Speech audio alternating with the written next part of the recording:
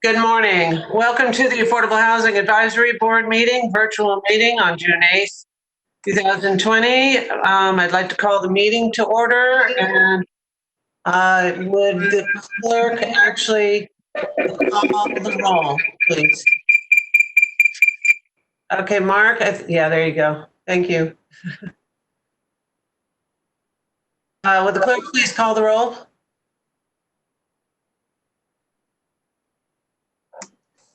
Mark Rosenwasser. Chairman, I'm sorry, there's still feedback in the, okay, I think we got rid of it now. Okay, I'll go ahead and call the roll. Overman. Here. Rosenwasser.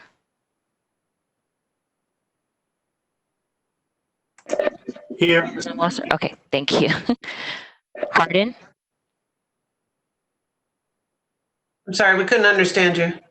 Hardin.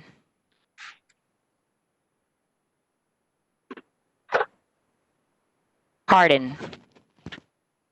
Adam Hardin, I see you're on the line. Are you available?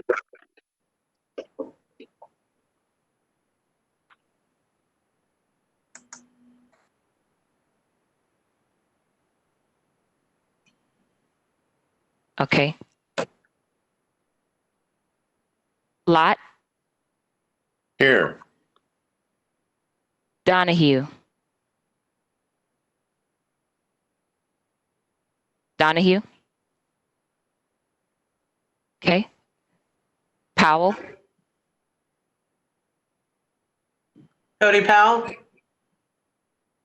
I don't see him. Goods. Orlando Goods.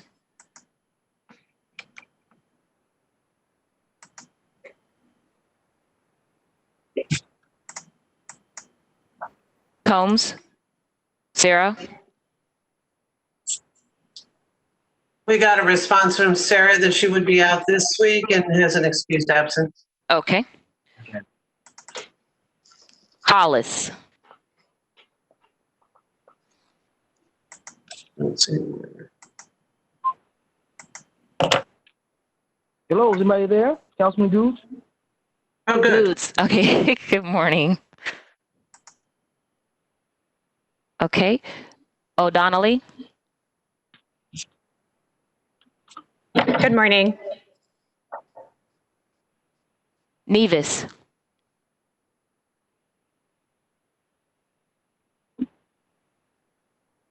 Strom. I'm here. Okay. Did Donahue join? Nope. Burton.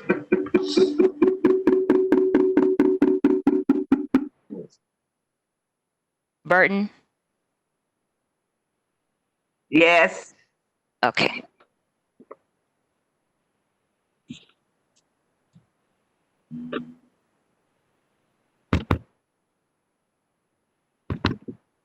Takamori. Here. Powell. I'm here. Okay.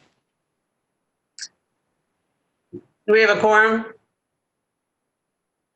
You'll have a quorum if Mr. Hardin joins. Okay.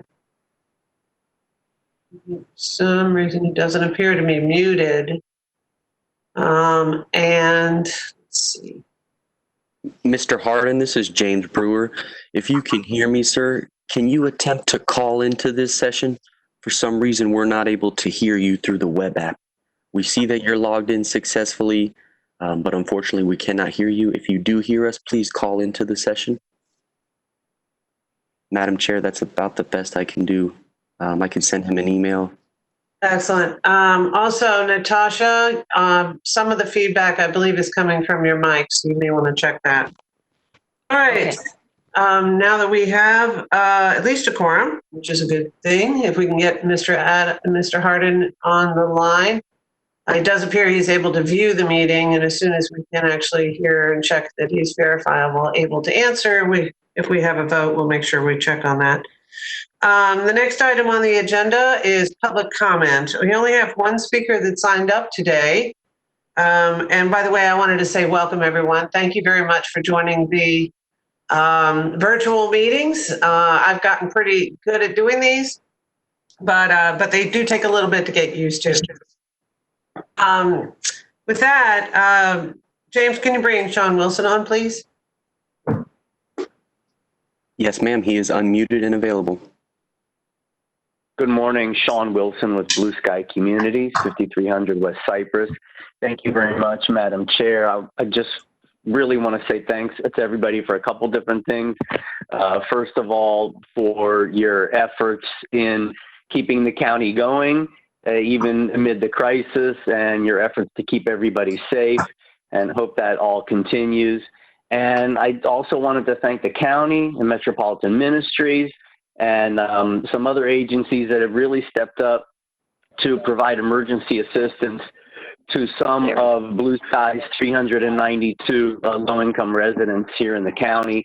I think about 10% of them have received assistance through either the county or Metropolitan Ministries, and the Hillsborough Housing Finance Authority has also stepped up. So thank you very much for that. And then one bit of news, Preserve at Sable Park, even amid the crisis, we got our first TCO in the first week of March. We had to skip or postpone our grand opening, but we were able to get everybody moved in. So about a week ago, we achieved full occupancy at Preserve at Sable Park. And we're, of course, hoping that all those residents are able to have a successful stay with us and not be impacted in the long term. So thank you very much, Madam Chair. Thank you, Mr. Wilson. I truly appreciate your efforts, and I'm sure the residents within your communities do too. With that, before I move on to approval of the minutes, Mr. Wilson brought up a very important point. Those that are economically challenged, obviously, find themselves in a real position of risk. So I can't encourage enough for everyone to use precautions, to be safe, to wear face coverings when you're out in public, and to make sure that you're keeping social distance in place. That's part of the reason why we're continuing to have these virtual meetings. And with the events that have occurred over the last couple of weeks with our citizens coming out, some serious social needs, those individuals that are impacted by the social injustices that occur in society are very much at risk of going out when they're protesting. It is important that you make sure that if you're participating in everyone's right to voice your opinion, that you also do that and very safely. So I encourage you to do so. And if you have been out involved in voicing your opinion over the last couple of weeks, please go get tested. Schedule an appointment and go get tested. With that, I'd like to entertain or have a discussion regarding approval of the minutes. Do I have a motion? So move, Councilman Gooch. Second.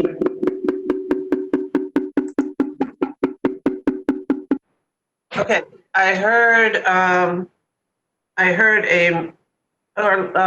Councilman Goods actually made the motion. Who was the second? Mr. Wasserman had a second. Any discussion? With that, Madam Clerk, please take the roll.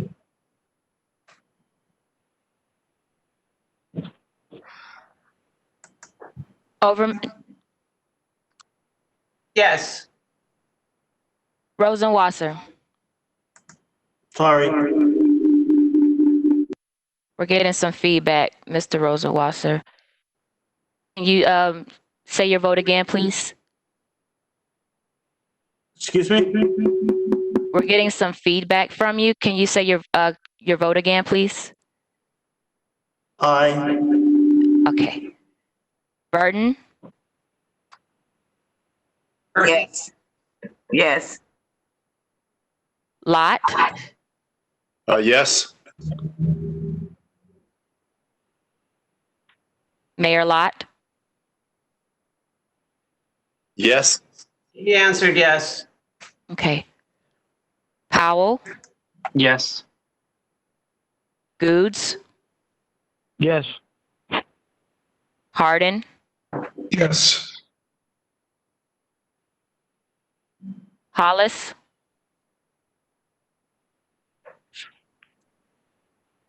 okay.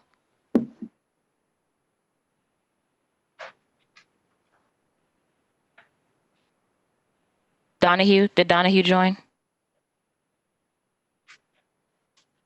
I don't see her yet. Okay, okay.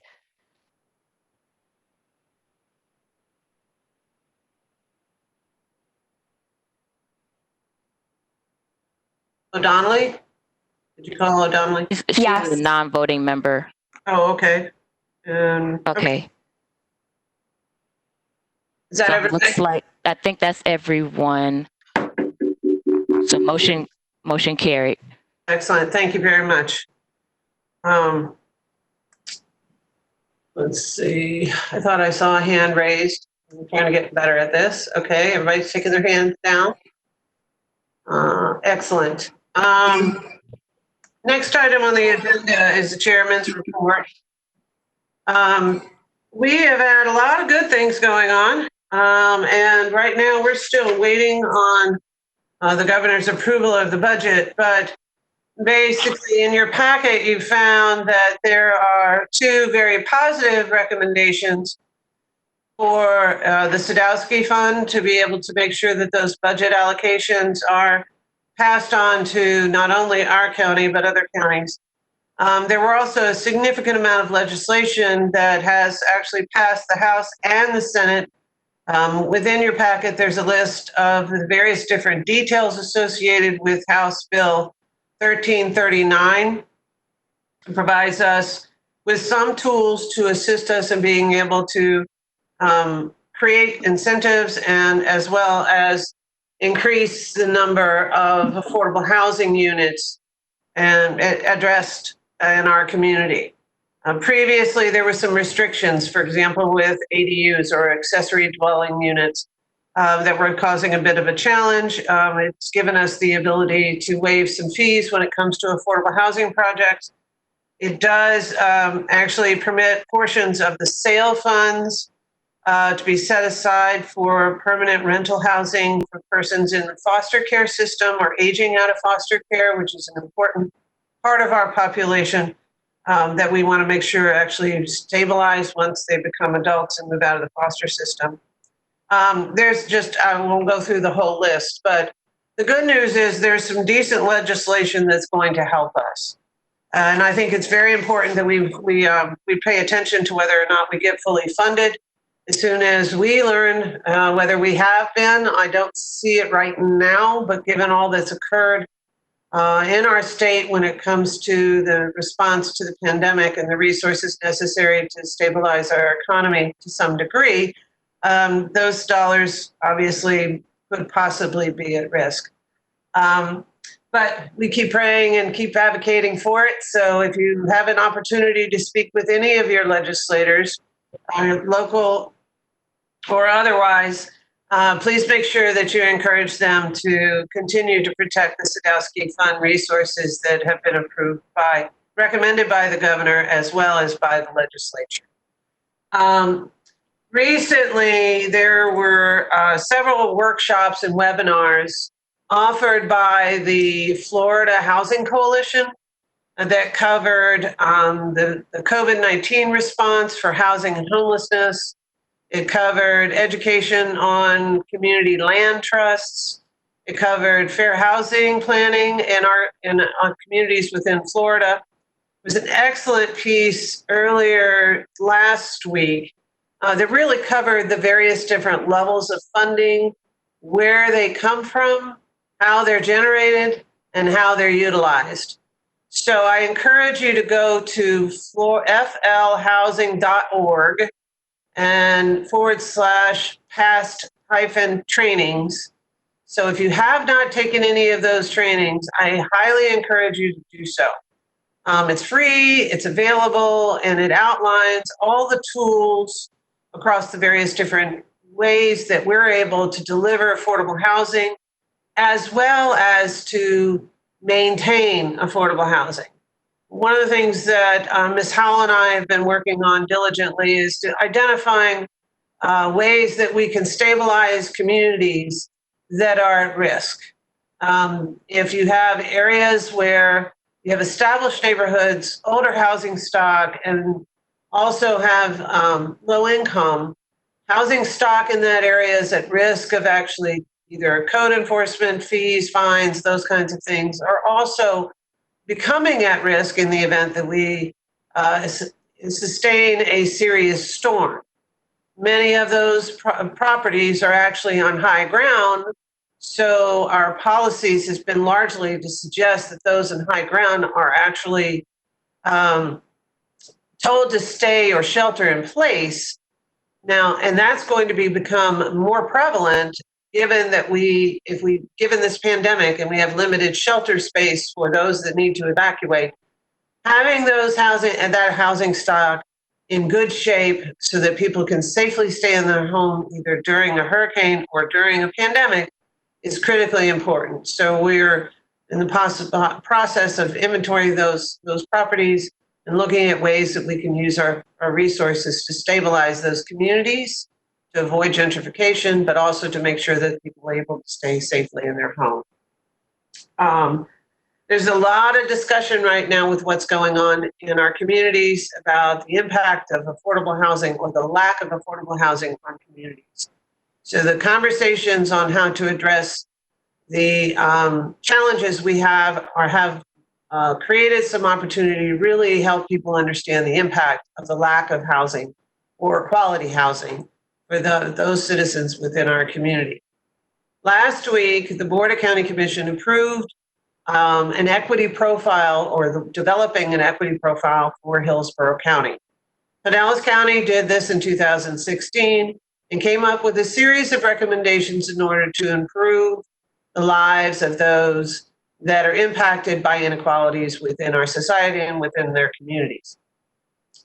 We're going to partner with a variety of organizations, and one of which is on the agenda for today, to assist us in gathering the data to see where we are, hold up a huge mirror to see where inequality occurs not only in our communities, but to address the policies that help support and address the inequalities within our communities. So that work will start very soon. We're in the process at the county level of determining who we partner with to make that happen. But it will be a collaborative effort across the board with many of the organizations that not only have the data, but many of the organizations that can offer us guidance on how we move forward. So with that, I want to turn it over to Cheryl Howell so she can talk to us about the Community Land Trust and the process that we will go through in establishing a Community Land Trust subcommittee. Good morning, Commissioner. This is Cheryl Howell, Affordable Housing Director, Hillsborough County. So glad to see everyone this morning.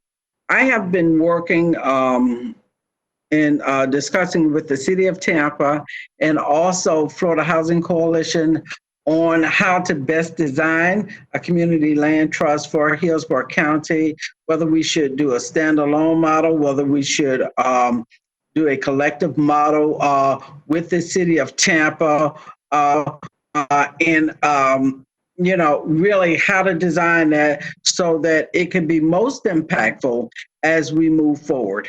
One of the things that has become, I want to say, crystal clear in this process over the last 3 years for me is that getting land at the right time during the right opportunity is essential for us to move forward and capitalize on creating opportunities for affordable housing.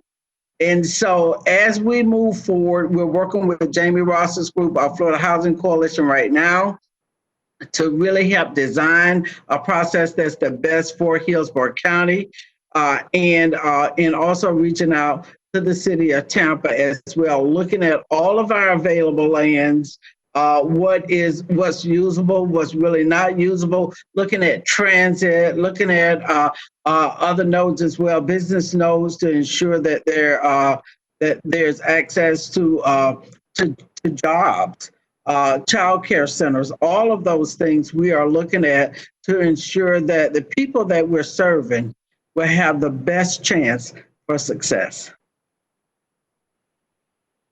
Would you like me to continue on, Commissioner? Thank you. Are there any questions regarding the Community Land Trust? I don't see anyone with their hand raised. I don't know how to raise my hand on my computer. It's all new to me. Ms. Burton, you're recognized. Thank you. I just want to make sure I'm kind of understanding. Well, let me move back. I'm very concerned that in moving with an agenda, we recognize the seriousness of the period in which we're living, like right now. And to move in a fashion of we're going back to business as usual would be a mistake for this county as well as this country. Because the people are making it very, very clear that the models that has been in place has not worked for the majority. And so I'm just trying to grasp some of this stuff that is being said, but I do know this, board members, we got to be willing to make a real hard left turn so we can start dealing with some of the disparities that we see in housing and do it in meaningful ways. And so I just really want to, put that out there, that this county, just really work hard to make sure that as we deal with the disparities, we dig real deep and see if we can build a model that would capture more people that would not necessarily benefit in the ways in which some developers bring their proposals to the table.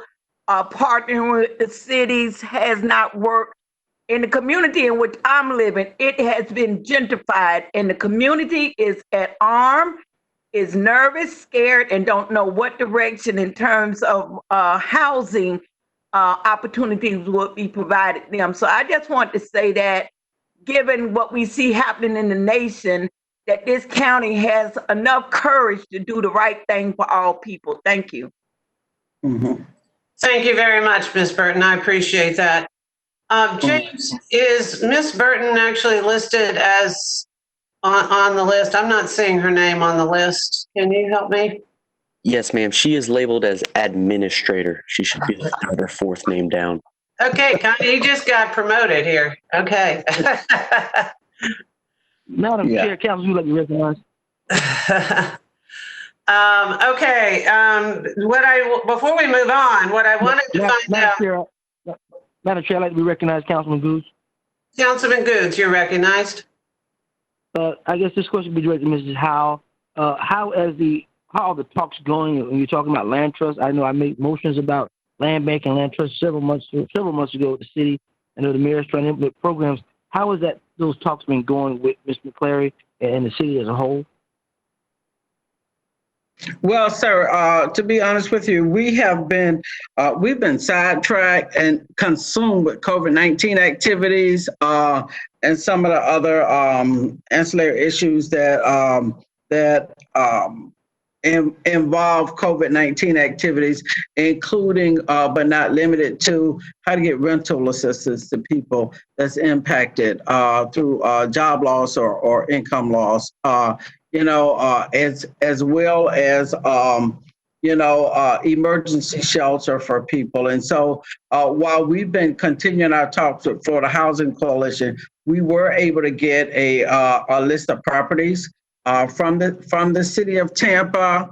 Many of those talks have been, I want to say, delayed due to our current situation. Okay, I just want to make sure that we are talking. I like partnerships. I think the money can be spread around and land opportunities. And I think when you look at the current situation, the status we're looking at now in the country, I think we got to make sure we have a model that's going to work for everyone this time, and not just, giving property to developers to develop, but making sure that whatever we do, that we're looking at helping everyone, especially those marginalized folks and communities. That's the talk right now, making sure we're looking at equity and making sure things are equal. And sometimes it's an off balance. So I want to make sure that whatever we do, that it's balanced. So now the scale is not tipping one way or another, but it is balanced to help everyone. So I yield back and thank you, Madam Chair. Right. I just want to respond just for a moment, if you will, Commissioner. Affordable Housing Services had, I want to say, the largest award that was processed 2 weeks ago. 2 weeks ago, last Wednesday, and it was for $19.7 million. Over 85% of those funds went towards families that are 80% and below median family income, with a good portion of that, with an overwhelming portion of that going towards families that are 50% and below median family income. And so I want to say that our efforts have been towards supporting many of our most vulnerable citizens in the community. Thank you, Ms. I appreciate that. Let's see, we're getting a little bit of feedback. Mr. Hollis, could you mute your line, please? And welcome. Sorry about that. Technology issue, user issue. Thank you very much. And also for the clerk, Ms. Donahue has also joined us. So we have almost everyone, except for Ms. Combs, who indicated she wasn't able to attend. So we definitely have a full board. So with that, I wanted to ask, what's the next step for our board to identify those members that are interested in actually serving on the Community Land Trust Subcommittee? Ms. Howell or Ms. Takamori?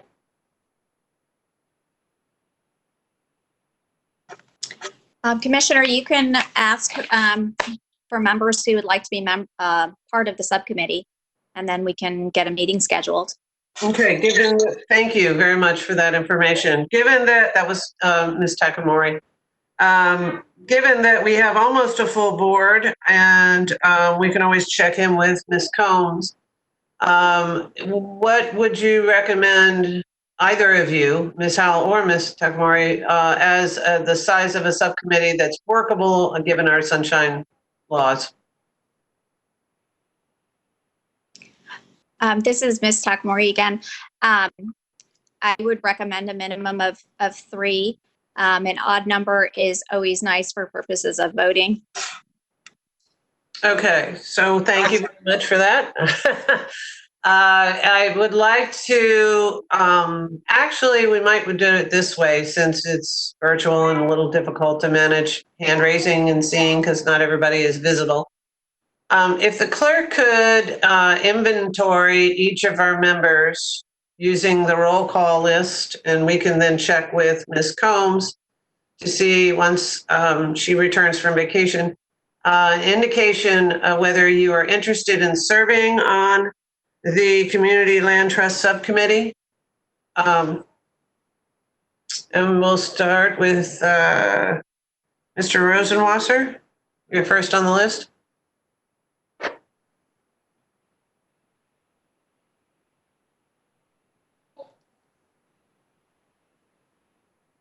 There you go. Up, almost. There you go. I'm happy to serve if necessary, if needed. If needed, okay. Ms. Burton?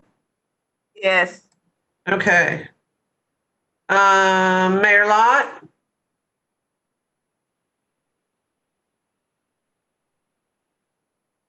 Yes. Okay, Ms. Donahue? I can't hear you.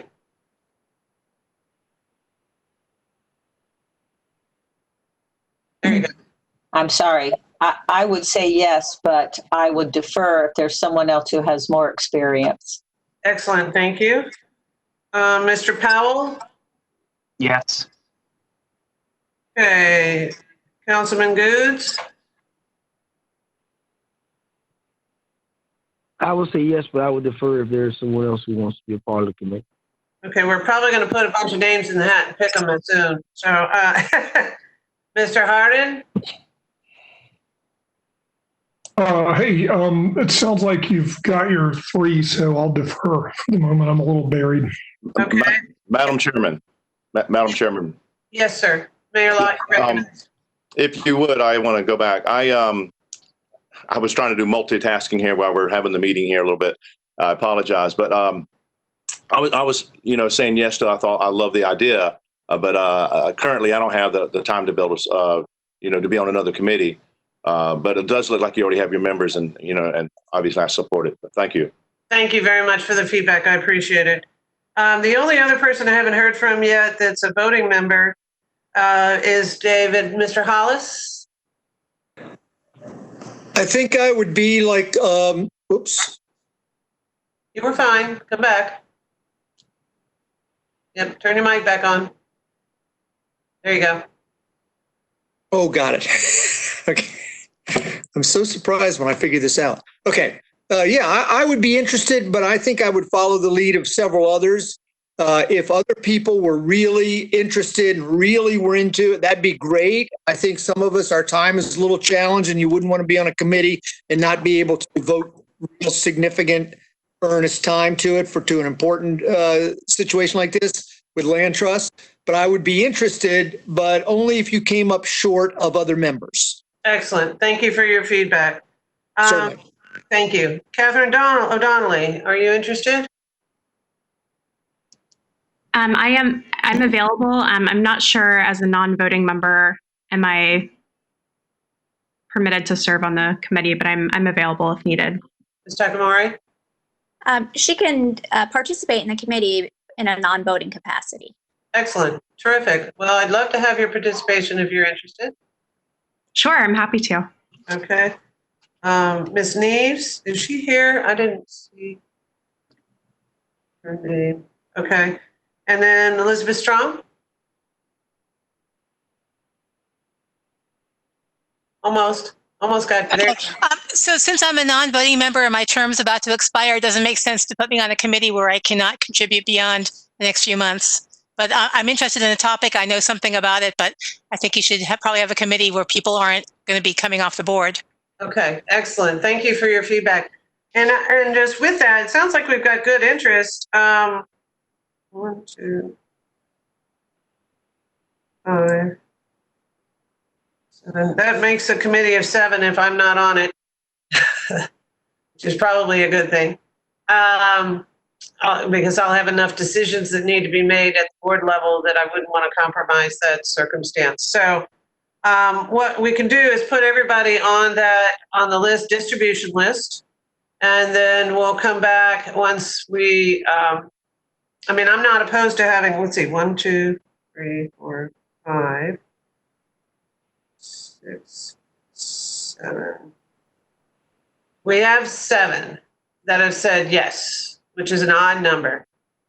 So I'm going to suggest we go with the 7, and then we'll make sure that everybody's aware of it. You can always attend if you want to, but those 7 would actually establish our subcommittee.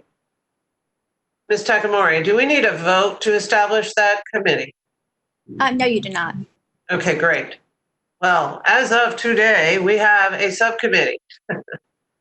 Would you like Natasha to list out the names of those 7, Commissioner? Yes, ma'am, please.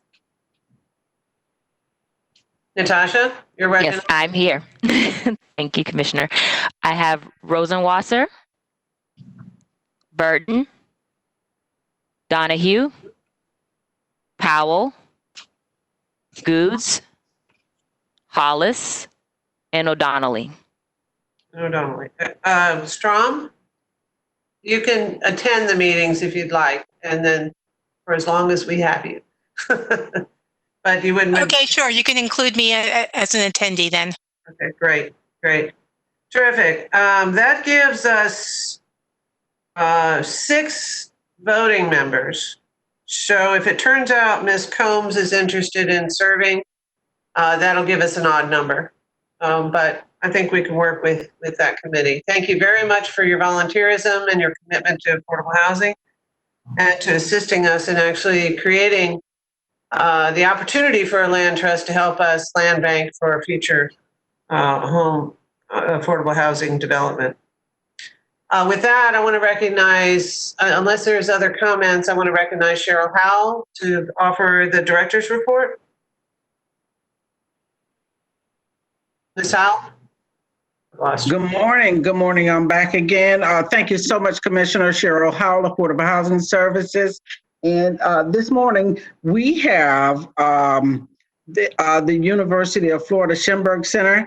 Ann Ray is on the phone, and she's going to be making a presentation to us. So a few months back, we requested some additional data research from University of Florida Shimberg Center. And for those of you who are not aware, they handle all of the housing data collection here in the state of Florida. And we're so honored certainly to be working with them and to be working with Ann Ray specifically. She's known all over the nation and throughout the state of Florida for her work. And without further ado, I'll introduce Ms. Ann Ray. She has a presentation for you this morning.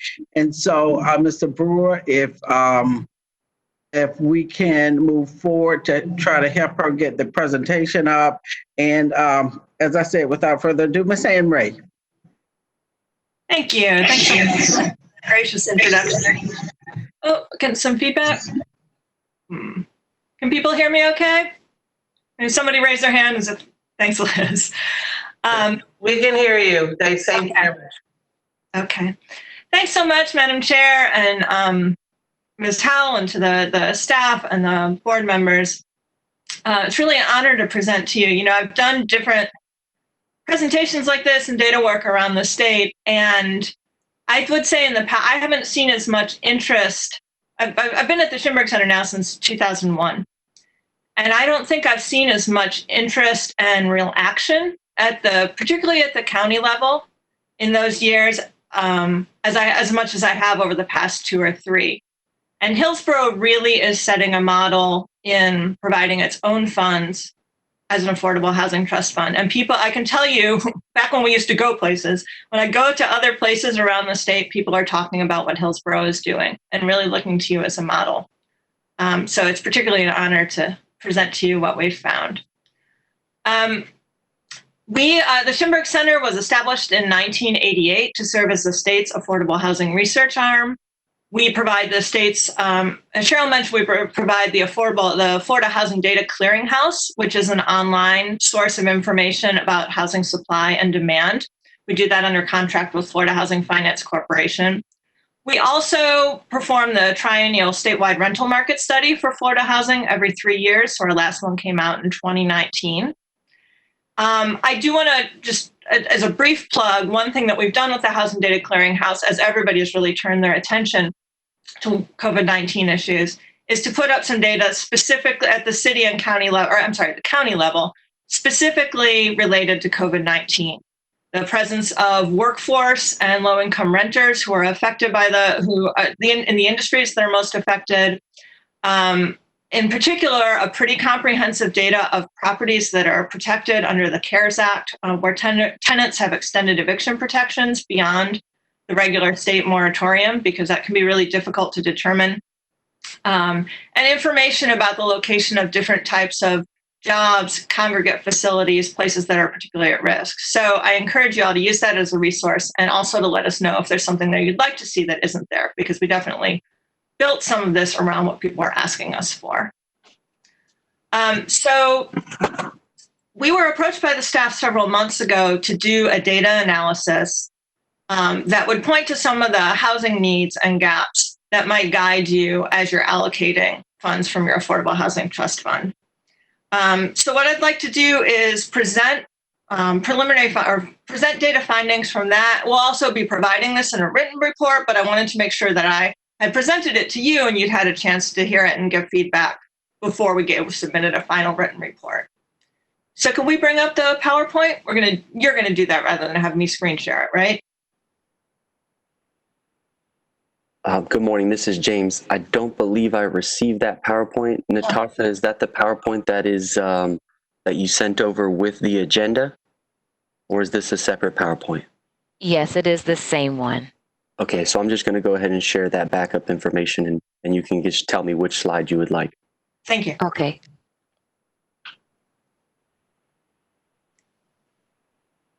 Okay. Yeah, if we could just go ahead and start the presentation with that first slide, that'd be great. Perfect. So I'm going to give you the information in a few parts. One is just describe some current and recent trends in population and housing supply in the county, just to give you some grounding. To narrow that down more specifically, to talk about housing affordability. And, you know, some of these, and maybe many of these things, are going to be things that you saw, especially in the lead up to allocating funds for the Housing Trust Fund. In fact, we used to hear from Hope Community or Hope volunteers quite a bit over the years as they were advocating for the fund. I want to talk about how you can use this information in your goal setting, specifically what types of housing you want to fund and some of the scale you might want to look at in development. There are some, in your packet, you did get some information about special topics that will be included in the report. We can get to those if there's time, but I really want to focus more on the main affordability analysis. So are we able to bring that up? James, we lost the presentation, unfortunately. Sorry, bear with me. I'm pulling it right back up. Okay, great. Thank you. Thanks. While you're doing that, I do want to give the caveat that we all need to give, I think, when we're talking about these things now, is that this is based, as I said, on current and recent trends. And usually when I give these presentations and people are looking at the year of data we provide, I always say, you know, it's not so important what the exact year is because things don't change that fast. And obviously I was very, very wrong about that, and things are changing very fast right now. So I think we'll need to revisit this information in the wake of the COVID-19 pandemic. But I will say that the reason I think the information is still useful, even with what's going on now, is that as we look at the communities and populations that are most vulnerable to affordable housing needs, those are also the ones most vulnerable to the effects of COVID-19. So I don't think that there's anything here that would suggest a reversal of these trends and the steepening affordable housing need. I think that the affordable housing need is going to be more broad and more deep than what we have here. So while we may be understating the problem because we're not able at this point to take what's going on right now into account in the data, I don't think it changes the findings. I think it makes them more urgent. And I think it makes it worth revisiting when we do have new information. So with that said, I'm going to just talk a little bit about what's been going on recently. One is that the county's population is growing. And so the county grew from just under 1 million residents in 2000 to over 1.4 million residents in 2018. That's not all, but it might be a little bit. Yeah, she'll be good. We've got some noise from someone who's having more fun out there. But this is so your county has been growing faster than the state as a whole. And that's really true of the region in general, except for Pinellas County, which was largely already built out. So you weren't going to see that big growth over the past couple decades there. But really, the entire region has experienced a tremendous amount of growth in the population. Next slide, please. And the other thing to point out is that compared to the region and the state, Hillsborough is a younger county. You have more children, so more residents under age 18 or 19. Your older population makes up a somewhat smaller share of the population than the region. So about 14% of Hillsborough County a couple of years ago was made up of people age 65 and older. And that's closer to a quarter or close even to a third in the surrounding counties. So you do have a younger population than those around you. But like every place else in the state and the country, your older population is growing. And so it's growing faster. The age 65 and over population is growing faster than the rest of the community, particularly faster than youth. And that's another consideration when you're thinking about housing units and starting to diversify housing stock, make sure that smaller units are available and also more accessible units are available.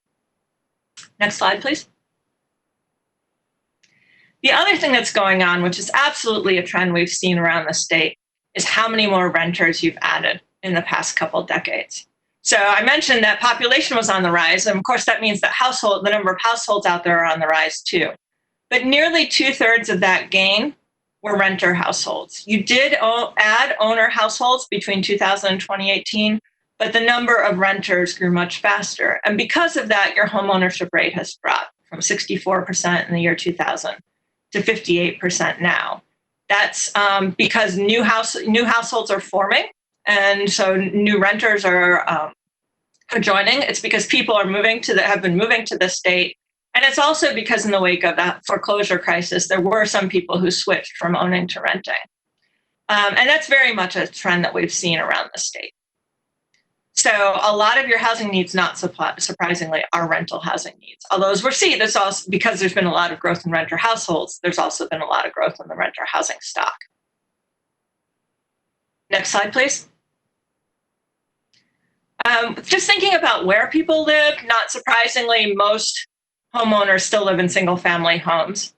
And we have seen some growth in the multifamily homeowner stock as well, but really most of the growth in the past couple of decades have been among single-family home residents. And there's actually been a bit of a drop in mobile home ownership. That's really the other noticeable change between 2000 and today.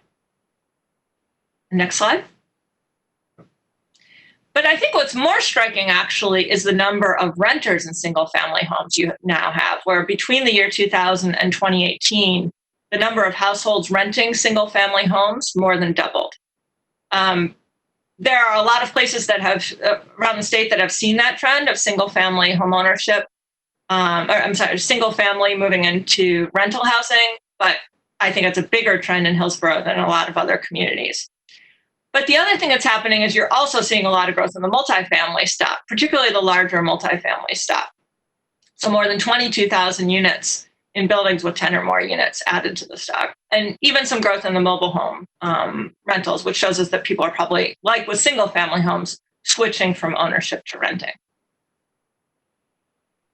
Next slide. When we talked about this with staff, one question they had is, well, where is this growth taking place? And so we looked at each structure type to see where it was growing.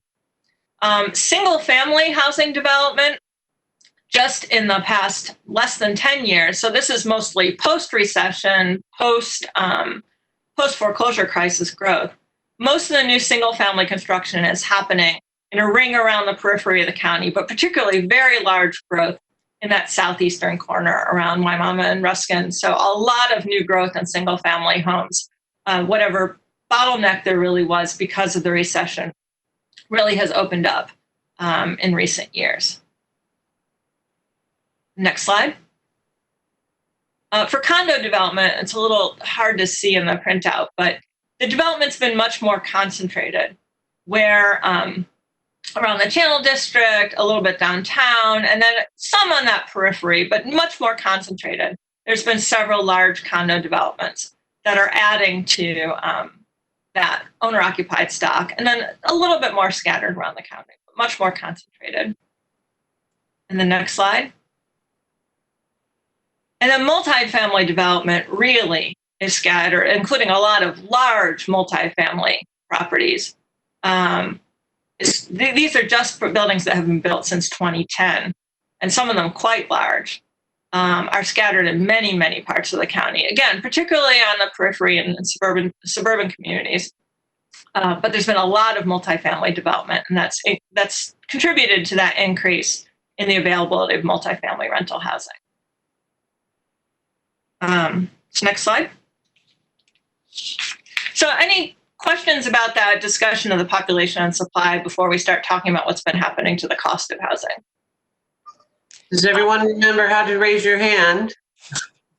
I don't see any hands raised at this point. I think, Liz, you have I don't know how to virtually raise my hand, but I did have a question. Yeah. Anne, I was really interested in the rise in single-family rentals, and I'm wondering if you think that could be still long-term fallout from the foreclosure crisis of homes that went into foreclosure, were bought up by outside investors who then converted them to rental. Yeah, and I mean, I don't know how much of that, when we're talking about outside investors, how much of that is large companies versus maybe a smaller investor. But yes, definitely. I mean, you see that there's been a lot of brand new development. I don't know how much of that is actually developed for rental, but certainly for existing homes, you wouldn't be able to see that kind of flip from single family ownership or that kind of large growth in single family rentals without a lot of houses flipping over from ownership to rental. Thank you. You build a lot, but you didn't build that much. Mm-hmm. So, seeing no other questions, please go ahead. Proceed. Okay. So turning to look at what's been happening to the cost of housing, I don't think it's any accident that there's been so much attention to affordable housing and affordable housing needs recently. This is tracking just the median, corrected for inflation, so this is all 2018 dollars, the median price of a single family home in the county over the past couple decades. And you see this spike during the housing boom and then this big drop. Two things are noticeable about this. One is that Hillsborough County, as goes Hillsborough County, so goes the state. You're very much tracking the way the state as a whole has been moving. And the other is that housing prices have returned to sort of the early boom year costs, where we're not in the hyperinflation that you saw of housing costs that you saw around 2006, 2007, but you're definitely back to where things were when they were on the upswing. And that's, a combination of rising prices for existing homes and also all this new development you're seeing. So wages have not gone up that fast. So you're starting to see a widening gap between what single family homes cost and what people can afford to buy them for. And if you go to the next slide, please. Next slide, please.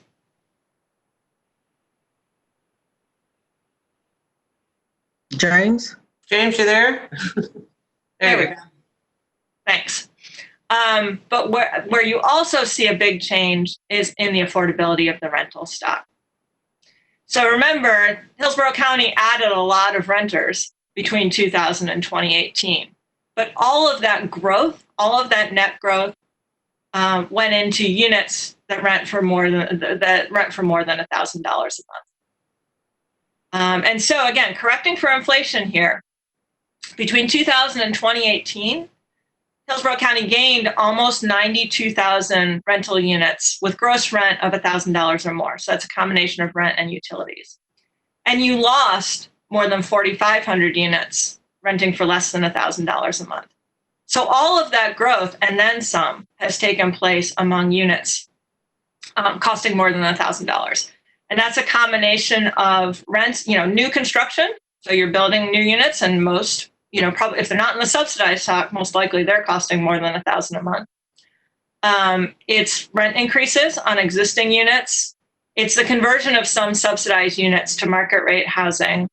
And also, I think that all of that addition of the single family home stock really contributes to that increase in rents. So single family homes are bigger than typical apartments, and they're going to typically rent for more money.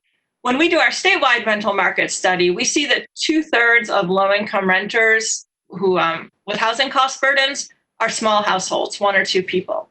So there also tends to be a bit of a mismatch in size. If you're only creating larger units, that presents a housing affordability problem because by definition, those larger units are going to cost more than smaller units.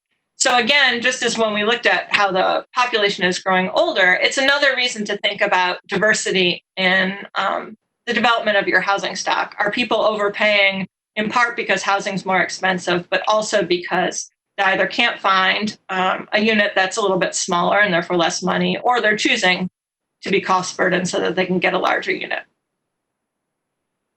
Next slide.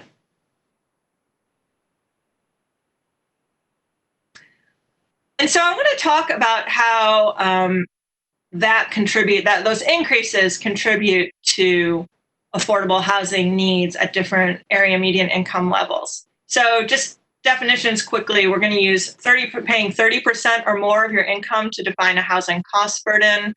And income is a percentage of area median income to talk about different income levels. And I wanted to include this as a reference, this year's income limits. So what a 30% AMI household is, what an 80% AMI household is at different household sizes, and the rent limits that are associated with those AMI categories, and then the different sizes of units. And I know that this is, this is the language that you all speak in all the time, so it's a little less necessary when presenting to you than to some others. But I think people need that context in front of them, because I think they often estimate what, say, an 80 or 120% AMI household is, or particularly what an 80% AMI unit rents at. They tend to estimate low. Now, when you're looking at housing affordability and developing rental units, say, up to 80% AMI, there's quite a wide range of affordability within that category. And so when you're doing your goal setting, you may want to look at, and I know this came up earlier, at targeting some of those funds, particularly at lower income levels, because the range is quite large. So we'll have that as a reference to refer back to if we need it in our discussion. Next slide.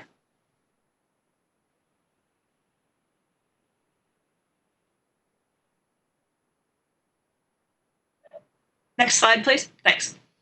I also think it's helpful to compare this to wages. In part because the term workforce housing is often used as a counterpoint to affordable housing. But in fact, the income levels that I just showed you before and the units you're developing are very much for Hillsborough County's workforce. The National Income Housing Coalition has found that a household would need to earn a person would need to earn $21.79 an hour if they were working full time to rent a 2-bedroom apartment at Hud's Fair market rent. The median wage in your metro area is closer to $18 an hour. So the median wage is what, is the amount that half of workers make that much or lower. So your housing wage is above what a typical worker, someone right at the midpoint, is earning. And when we did our rental market study, what we found is a lot of times the difference between a lower income renter household and a higher one was not that they were working in different jobs, it was whether they had one wage earner or two. And so there were a lot of people who were combining 2 lower wage jobs, although, even making 2 minimum wage jobs still wouldn't get you that $21.79 an hour. So there are a lot of households that are being supported by 1 worker or 2 people working part-time or something other than 2 full-time jobs that are falling below what they need. The next slide. And we've just matched this up to what the median wage for what people in your area actually make. And very roughly, that $500 to $700 a month, that about corresponds to a 30 to 50% AMI household, depending on the household size. There are a lot of jobs occupations there that not only create a lot of jobs, but if you look at them, retail sales, cooks, people working in restaurants, a lot of the jobs that are being most affected right now by job losses in the COVID-19 crisis. So that's what I meant by the people who are being affected now tend to be the people who are already affected by housing needs. In the $700 to $900 a month category, that roughly corresponds to what a household can afford if they're making 50 to 60% of area median income. And the $900 to $1,200 is getting closer to the 80% AMI. So this is just a sampling, but I think it helps to ground people in realizing how many people who, there are both a lot of these jobs in the community, that they're essential jobs, and then a lot of them are being affected right now by job losses and what they can afford for rent, assuming they were going to pay just 30% of their income for their housing. Plenty of people are paying more than that. Next Madam slide. Chair. Oh, excuse me. Can we go back, please? Madam Chair. We have a question about that? Yeah, Madam Chair. Can I be recognized, Councilman Gooch?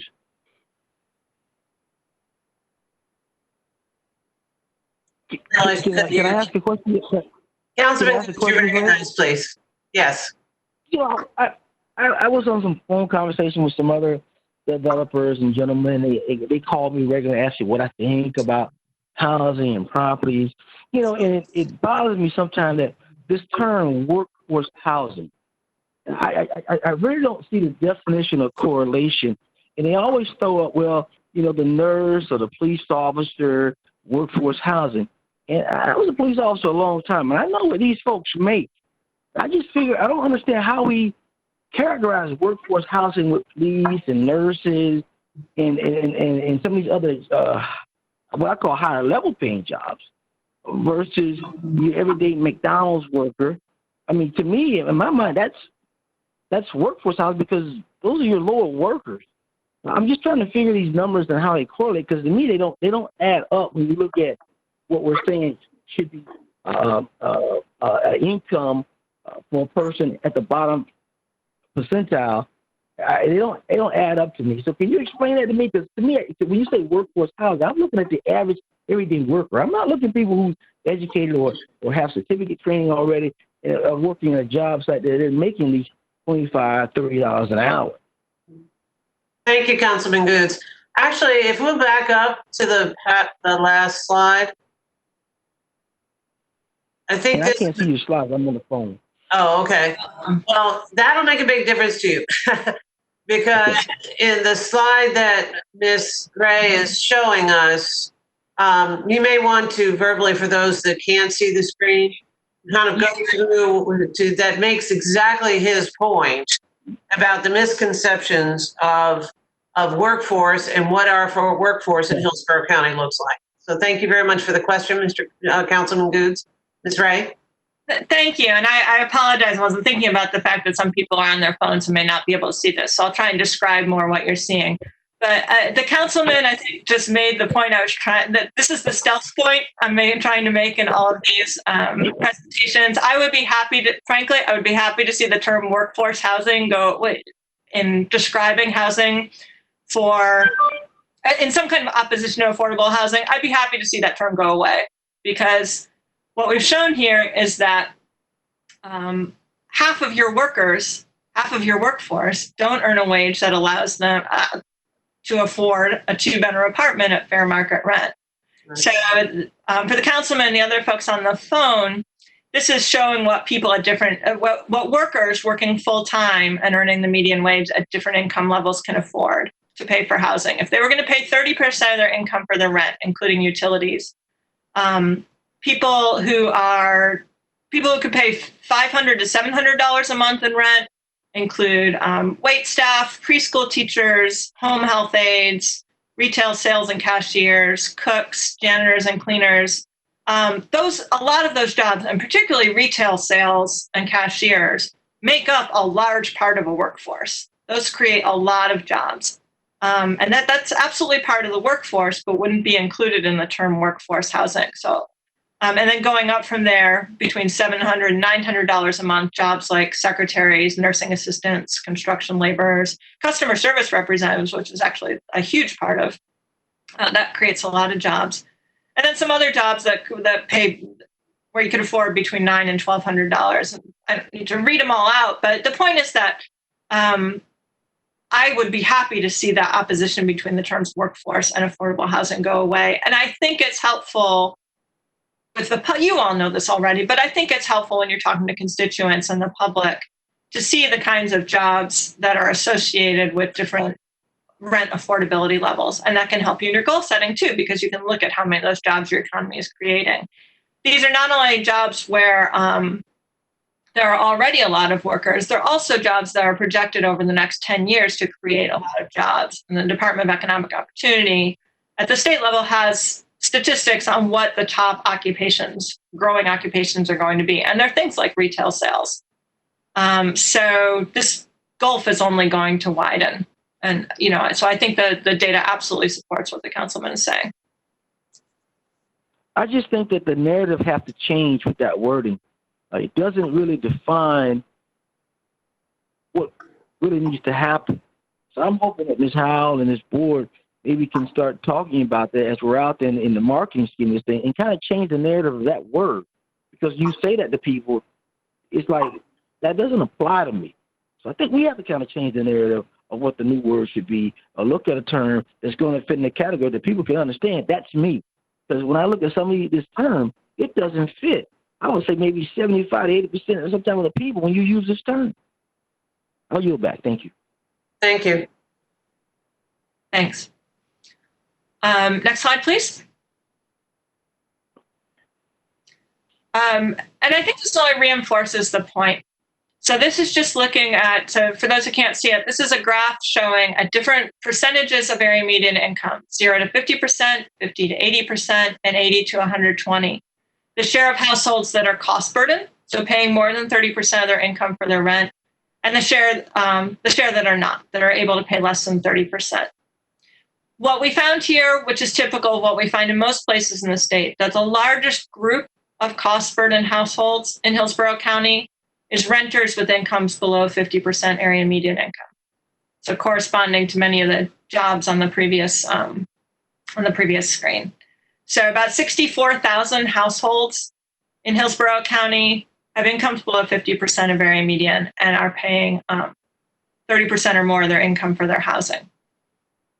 The other two groups that together equal about that share of renters are homeowners with incomes below 50% of area median and renters with incomes from 50 to 80% of area median.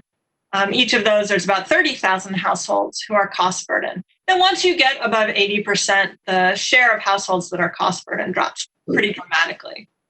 And in fact, the largest group of households that are not cost burdened are homeowners with incomes of 80% of area median income or more. And this would be even more stark if we went up from 120% area median income. So your need really is centered around renters up to 80% of area median income and owners up to 50% and to some extent between 50 and 80% area median income.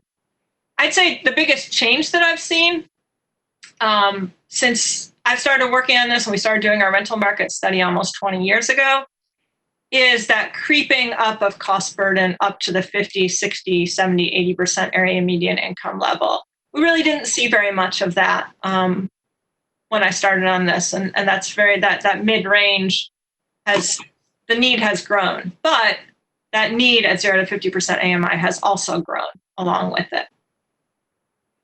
Ms. Ray, I have a question. This is Chair.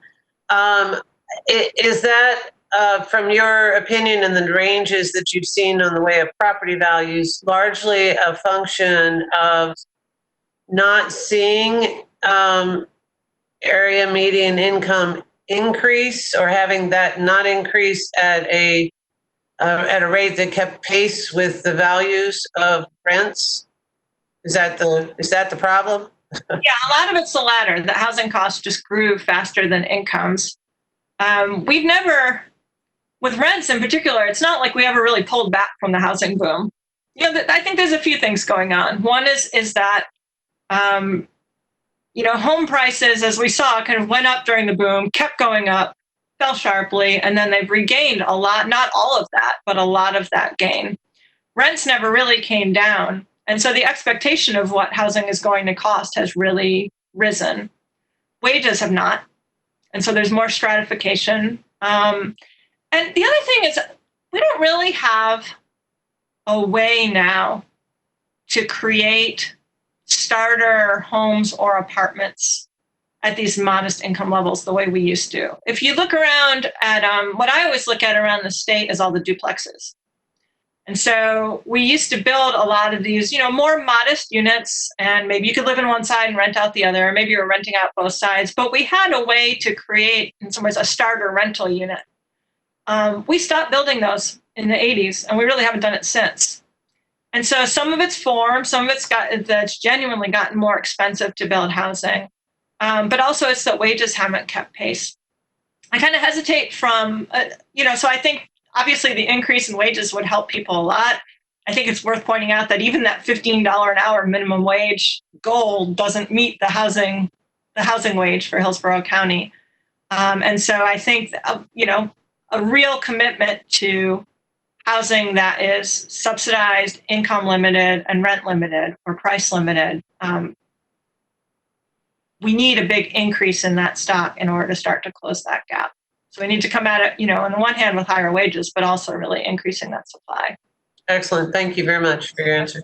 Okay. Next slide, please. So I want to take a few minutes to talk about how you can use this information to set goals for your county. And just to start with rental housing, given that focus on households up to 50 or up to 80% of area median income. An analysis we often do is called the affordable available analysis. And I want to make sure that people understand what we're doing here before I move on from it. We look at the number of rental units that are both affordable at a particular income level. Remember, we showed the rent limits for different units at different AMI levels above. So are affordable, but they're also available to them, meaning that they're not already rented by a household with a higher income. Because unless housing is subsidized, income and rent limited, there's competition for those affordable units from households who may not need something quite that cheap. But of course, if you can find a more affordable unit that meets your needs, you're going to take it. And so if you look at this graph, and I apologize to people who don't have it in front of them, each bar, the height of the bar, shows the number of units that are affordable at a particular income level. So up to 50% of AMI, there's about 35,000 affordable units. Up to 80%, if you go all the way up to 80% AMI, there's about 143,000 units that are affordable at 80% AMI or less. And up to 120, it goes well over 200,000 units. And so those dark bars show the numbers of units, the dark part of the bar, that are both affordable and available.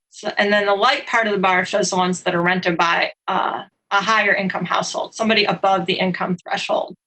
So it shows that, excuse me, our affordable supply is cut somewhat by the number of units that are taken up by households at a higher income level. And then the red squares above each bar or in each bar show how many renters at that income level there are. So the distance between the red square and the affordable and available units is your gap in supply at that income level. And it might be easier to see. Let's go to the next slide and I'll show you an example for units up to 50% AMI.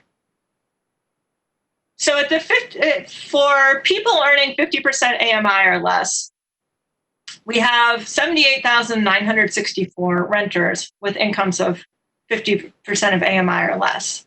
And as I said, we've got about 35,000 units in the county that have rents that would be affordable, no more than 30% of income for somebody at the 50% level. And then about 10,000 of those, 9,879, are taken by somebody who earns above 50% of AMI.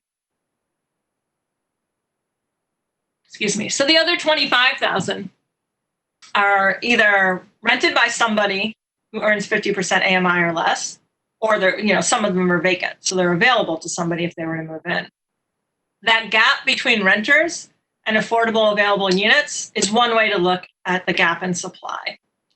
So at 50% AMI, not only do you not have enough affordable available units, but you don't have enough affordable units at all. Even if every single unit that was affordable, that had an affordable rent at 50% AMI or lower, was occupied by somebody at that income level, you would still have a gap.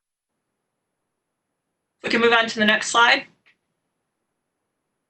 Is that a 54,000 gap? Is that what you're showing in this slide? Right. We are short almost 54,000 affordable units for the people within our county at 50% of AMI. Is that correct? Yes. That's horrifying, but okay, thank you. And numbers are huge. What if we loosen that requirement a lot? What if we said, let's expand the top rent and income level to 80% AMI? So all the units that are available at any rent below 80% AMI would qualify. And then we compare it to all the renters up to 80% AMI. And what we find at that level is we add a lot more affordable units. So there's a lot of units in the county that are renting between 50 and 80% of area median income, rents corresponding to that. And again, if you look back in the slides, you can see what those rents are. May not be new units, may not be luxury units, but there's a lot more supply. There's also a lot more renters. So we go up to 124,000 renters with income somewhere below 80% AMI. What happens is now you have enough affordable supply for those 124,000 renters, but over 42,000 of them are rented by households with an income above 80% AMI. So effectively, they're not available to other renters. And you have a gap there of 23,076 units. So your gap shrinks, but there still is one. And then next slide, please. So we don't hit parity until we increase the income threshold and the rent threshold all the way up to 120% AMI. There you have more affordable units than you need for that population, and you have about the same number of households and renter households and affordable and available units. In fact, you've got a very small surplus. So it's very worthwhile to, direct your resources, of course, to where that gap is. And there's just really not that supply gap over 120% of AMI. Ms. Wright, I'd like to get back to Councilman Good's point. I too get a lot of interest by local leaders and stakeholders that are interested in the term workforce housing. And traditionally, that's been 100 to 120% of AMI. And so they're very interested in making sure that we take care of those folks too, because of who they perceive are in that category, looking to solve the challenge of what we saw earlier as the workforce that is actually, in all reality, at 50% AMI and 80%. So our mission and our focus, not only for what the county has put forward as the 10 million towards under 100% of AMI, but the part of the reason that was done was because of the shortfalls you just described. The 54,000 unit shortfall for those that make 50% of AMI or less. And what was the other number?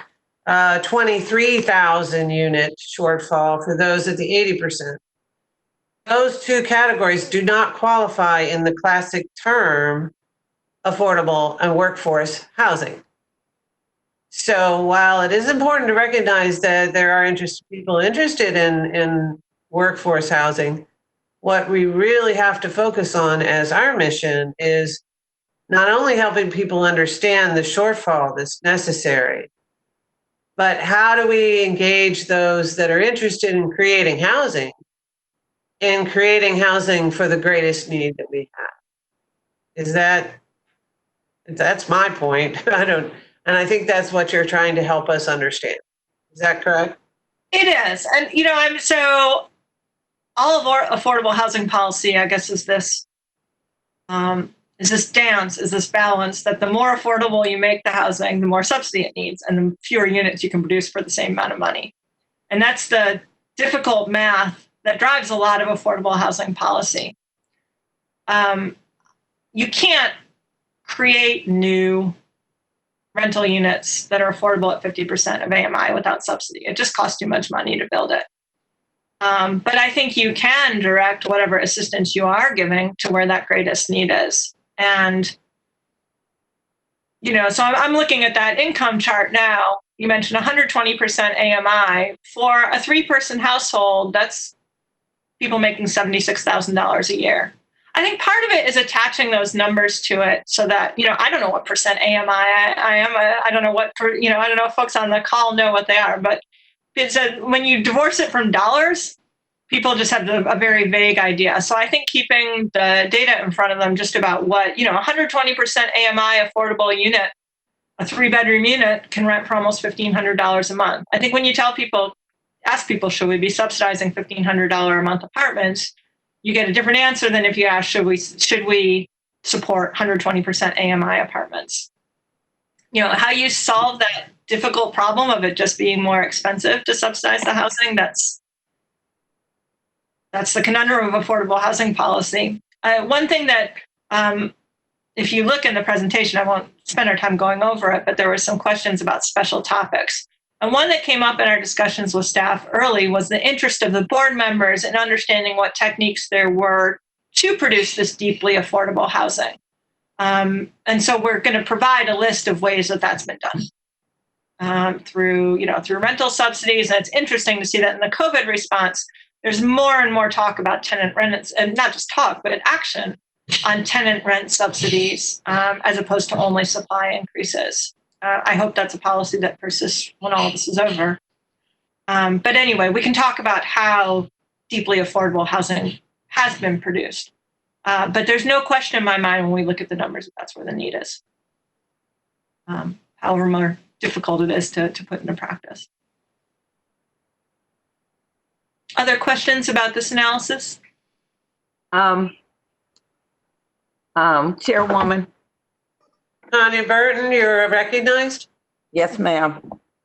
I want to thank the presenter for, just a vast amount of information.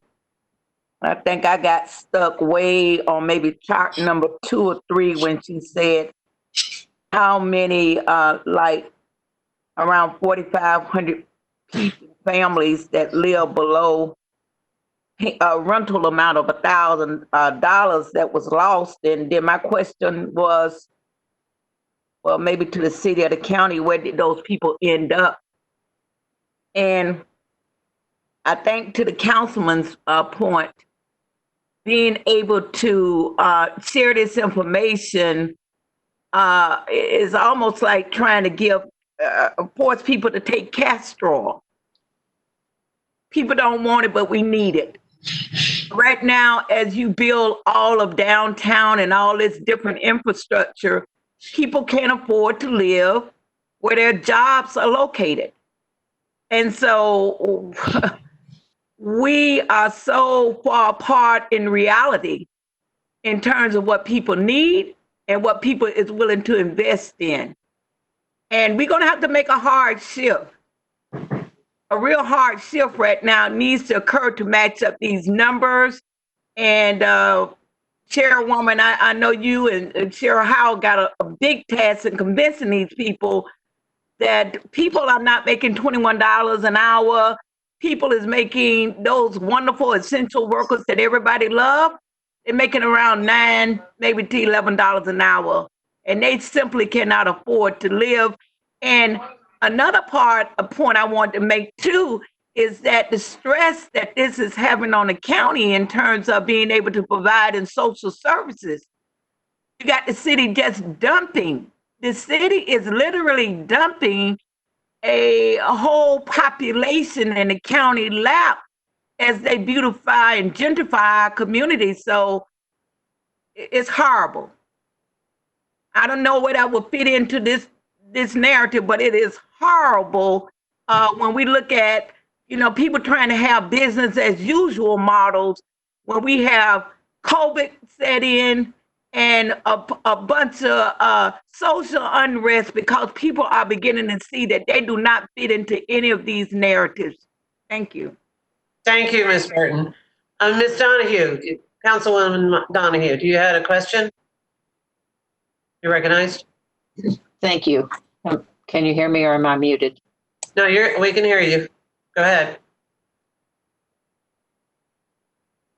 We used to be able to hear you. Okay, now we can hear you. Don't touch it. Yeah, hands off. My question is, how many of these housing units that are day-to-day payment figure into your calculation? Do you have any idea how many of those are there where people are literally paying $60 a day to live in an apartment that is obviously like a hotel, more like a hotel room? They likely would not be included because this comes from census data. And so I assume that maybe if people were living there a long time and they answered the census, this is what I pay in rent for a month as my permanent residence, then they'd be included. When we do our statewide rental market study, because our sense is that those households are not included, we include a separate section on homelessness that includes the school district numbers on families living in hotels and motels. So it's only people with school children because that's who's being counted, because those kids are eligible for support under the McKinney-Vento services that the district provides. So we do report those on our website. I'd be happy to share those numbers, but they're going to be an undercount of people who are living in those units. who don't have kids in the public schools. But I mean, $60 a day is a lot. It's not going to fall in that deeply affordable category. People are paying a lot of, so the kind of support that gets people into an apartment or prevents evictions can make a big difference. Well, and the people who are staying there have no safety net because evictions they didn't qualify for the hold on evictions. So the actual moment that they can't pay tonight's rent, they're out. And there's been nothing with the COVID restrictions that have protected them from that happening. So that's a huge population. It's amazing how many people are living day to day in those situations. So I just was interested. Thank you. Thank you. Yeah, some of them are likely included in that need if they did answer the census at that location, but otherwise they would not be. Thank you. Go ahead. Okay, next slide, please. Excuse me, Madam Chair. I had a question. Mr. Powell, you're recognized. I'm not seeing people's hands, so I don't know what's going on there, but thank you. Wave at me and I'll do what I can. Mr. Powell, you're recognized. Thank you, Madam Chair. I had one question as it related to those, the last slide about the costs or the comment that you made about the cost, Ms. Ray. Mm-hmm. We can't necessarily stop like the material costs and labor costs and things like that, but would it not be as additional avenue to help offset those costs by giving density bonuses? Like, can we, help lower the costs, if we're able to, as the county or the city or whatever, give, developers and partners, density bonuses? It can help. I think if you're going to, I think the only way it'll increase the number of units at these levels of affordability is if there are strings attached to that require the construction of more of income and rent restricted units. I think that what density bonuses might be able to do, and honestly, it's a better question for developers. What's the math that would allow them or encourage them to bring down the prices or rents on individual units? But I don't think I think without subsidy or without preserving existing affordable units, it's very hard to get down to the rent levels and prices that we're talking about for this kind of affordability. I agree with Ann, Commissioner. In terms of the density bonuses, we currently have density bonuses in place, Cody, to help developers, but they need additional subsidy in order to help that population. So if we're looking at targeting the 50% or below or 60% and below population, they need some additional subsidy in order for that to occur, because just the density bonuses will not detract from the fact that there's cost involved in building units, so yeah, sometimes the math doesn't add up. A lot of times it doesn't.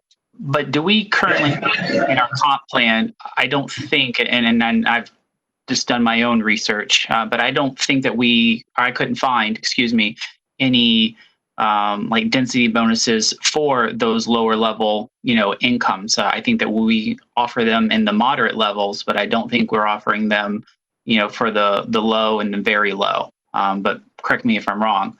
You certainly would know, more than I do. And since that's where our greatest need is, clearly from the slide, it's quite concerning. Right. There's no set aside for the density bonuses for the low and very low, but they can get density bonuses increased if they serve under 80% and below, and they get a certain percentage, I believe up to 120%. Median family income. But the problem doesn't exist with the density. The problem exists with the subsidy. Well, just it's just maybe an additional avenue we somehow could pursue.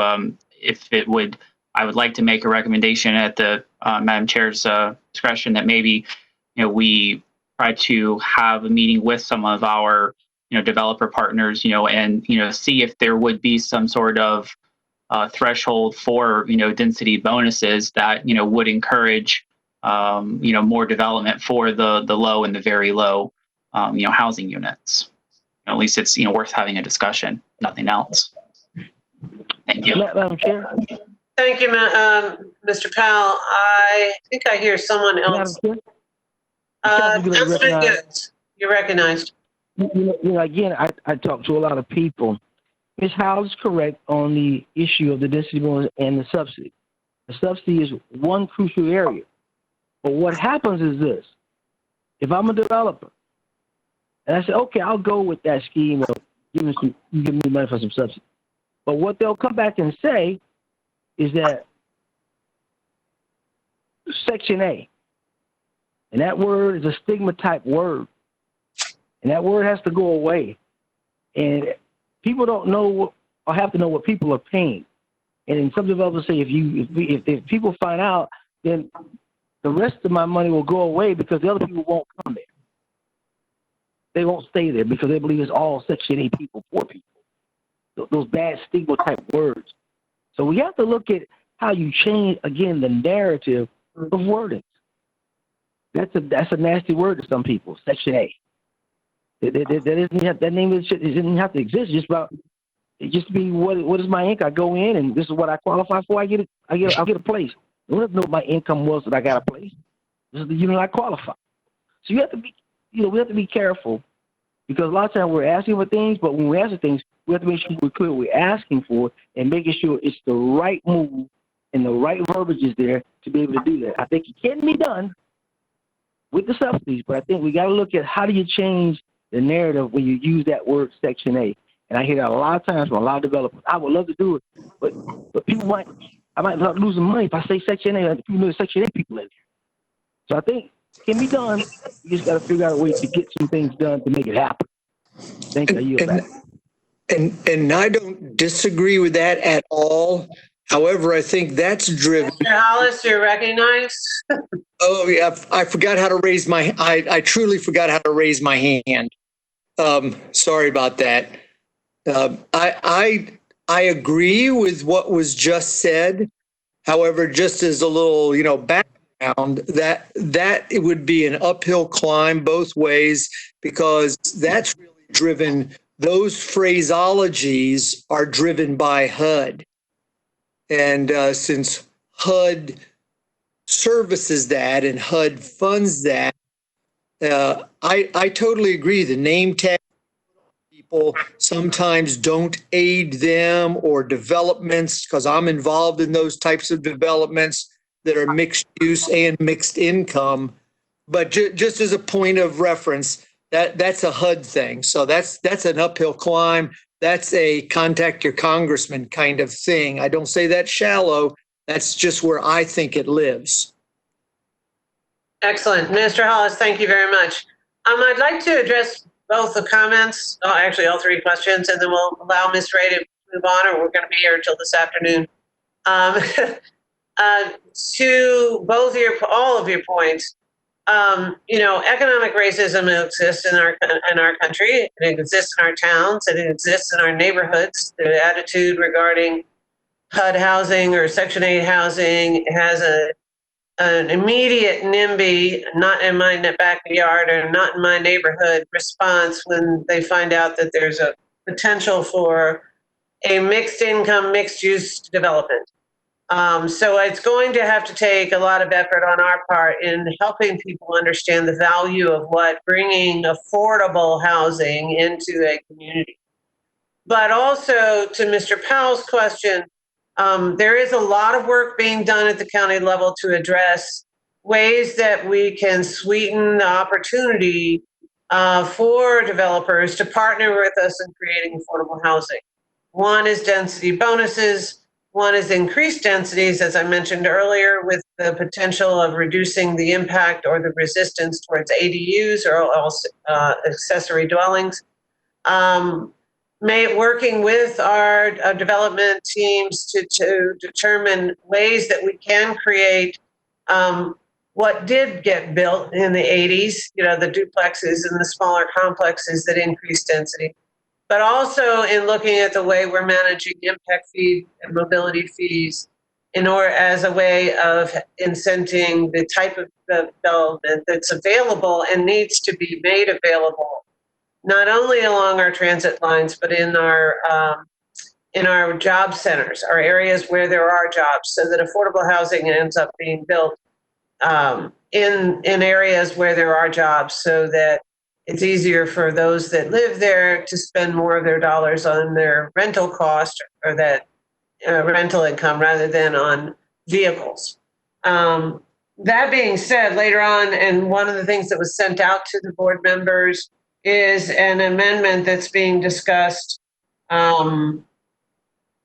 soon, this week actually, that addresses the density bonus. So that is actually at the board of the land use meeting is going to be discussing how that is being written or considered as part of our amendment to the comprehensive plan. And the comprehensive plan work that's being done in Hillsborough County is also addressing ways that we can actually improve opportunities for affordable housing stock, whether that be rental units or single family homes. So there is a lot of moving parts to this, but recognizing our voice in being able to advocate for those things, I think is a critical part of what Ms. Ray is sharing with us today. Thank you. Ms. Ray? Thanks. Why don't we go ahead and move ahead 2 slides to the one that says summary scale of need. And there, I apologize, there's a typo in this one. I've sent over a corrected version, so I'll tell you what the correction is. There will be numbers in the report, and they're summarized in this presentation to help you all think about if you were to set goals going forward about the net increase you want in your affordable housing supply at different income levels for both owners and renters. How can you use this information to set the scale of your goals? And so taking the second one first, where it says renter units and assistance, let's say we started, remember there was a 23,076 unit gap in affordable available units for renters up to 80% AMI compared to the number of renters at that income. So let's say you started with that 23,000 unit gap. We also have household data and population projections at the Shimberg Center that let us look at how we expect the number of households to grow based on current population trends, births, deaths, migration into the state, how we expect the number of households renter households up to 80% AMI to grow. And so on the previous, 2 slides above that, if y'all are looking at your packet or the report later, every 5 years between now and 2040, we project that the number of renters in Hillsborough County below 80% AMI will grow from 7 to 11,000 households, depending on the time period. More of it sooner than slowing down some in later years. And so one sort of way of setting a kind of minimum goal is to say, let's develop enough units below 80% AMI, so every 5 years, say, that our gap doesn't grow, that we have enough affordable rental stock. So if you were able to add on net, that includes both preserving old units and adding new ones, between 7 and 11,000 units every 5 years, that would be a minimal goal. You would keep up with the growth in your population. A similar goal would be to say, let's start with our baseline. Let's create 23,000 units of affordable housing below 80% AMI to take care of the existing need. Now, normally, in most places, and certainly at the lower income levels, you have a big baseline and then slow growth of those households. Here, your baseline and your growth are actually pretty similar. So the goals would be pretty similar, whether you're just addressing the growth or just addressing the baseline. But to do both between now and 2040, if you added on net 61,000 rental units that are affordable below 80% AMI, then you would be taking care of both the existing need and the number of households growing over time. So these are not hard and fast numbers. As always said, things are changing now, but it gives you an idea of the kind of scale of goal setting for the next 20 years if you wanted to address that rental need. For homeowners, looking at units between 50 and 80% of AMI, that baseline number should be 16,523, that middle diamond or arrow on the top line. If you look in the previous slide, you'll see that as a baseline need. So about 16,000 units, that's where the typo is. We suggested goal setting for a narrower band, and that's because to create affordable for sale units for people below 50% AMI, those home prices would have to be very low. For 50 to 80%, we're talking about how through either financing or construction or some combination, you create homes ranging from about $100,000 to $200,000 on sale price, depending on the income level, up to say $200,000 for an 80% AMI household. And there, your baseline is, if you just look at the number of homeowners between 50 and 80% AMI who are cost burdened now, there's about 16,000 of them. The number of cost burdened owners is going to grow a lot. In that narrow band is going to grow a lot slower than the number of renters, between 1,300 and 1,900 households every 5 years. So one way to set a kind of minimal goal would be to create that every 5 years to create or finance between 1,300 and say 2,000 units for home ownership. If you wanted to address the baseline need only, 6,500 units, or I'm sorry, 16,500 units of housing. Again, owner-occupied homes that result in housing costs of about $100,000 to $200,000 home prices. And then over the next 20 years, if you wanted to address both the baseline and the growth in the number of cost burden owners, you'd be looking at adding about 25,000 units over 20 years. So, there's no hard and fast way to create a housing goal that says this is how we solve our problem, because this is so, it's both expensive and it's also volatile. Things can change. But this gives you the idea of the kind of scale you could be thinking about if you're setting goals for the work of your board and others in increasing the affordable housing supply in the county. So this will all be documented in a report. There's some additional information after this, and that'll all be written up. I think one thing that's particularly relevant to this discussion is a discussion of the need to preserve the existing subsidized rental supply. Those are the units that already really serve the kind of households we're talking about affordably. And it gets you, when you're talking about preserving existing housing, it's one way to get away from the difficult NIMBY issues that come with creating something new. So in all this goal setting, we're really talking about adding to the net supply of housing. And that means it's very important to hang on to what you have. So we'll cover some of those special topics in a report. And also, we're happy to have people come back to the Shimberg Center or I'm sure the Florida Housing Coalition can help out with this as well, to cover some of these special issues that come up. But I'll close there. If there's other questions or discussion, I'd be happy to take any other questions. Thank you, Ms. Ray, very, very much for your information. I think this is incredibly important for all of us as we make recommendations to our partners, whether that be the Board of County Commission, whether that be the City of Tampa, whether it be our development community, as well as to our community. And I'm looking forward to using and keeping your data available for the equity profile that is going to be worked on, because I think critically important in how we move forward is how we address this. This is not a small goal.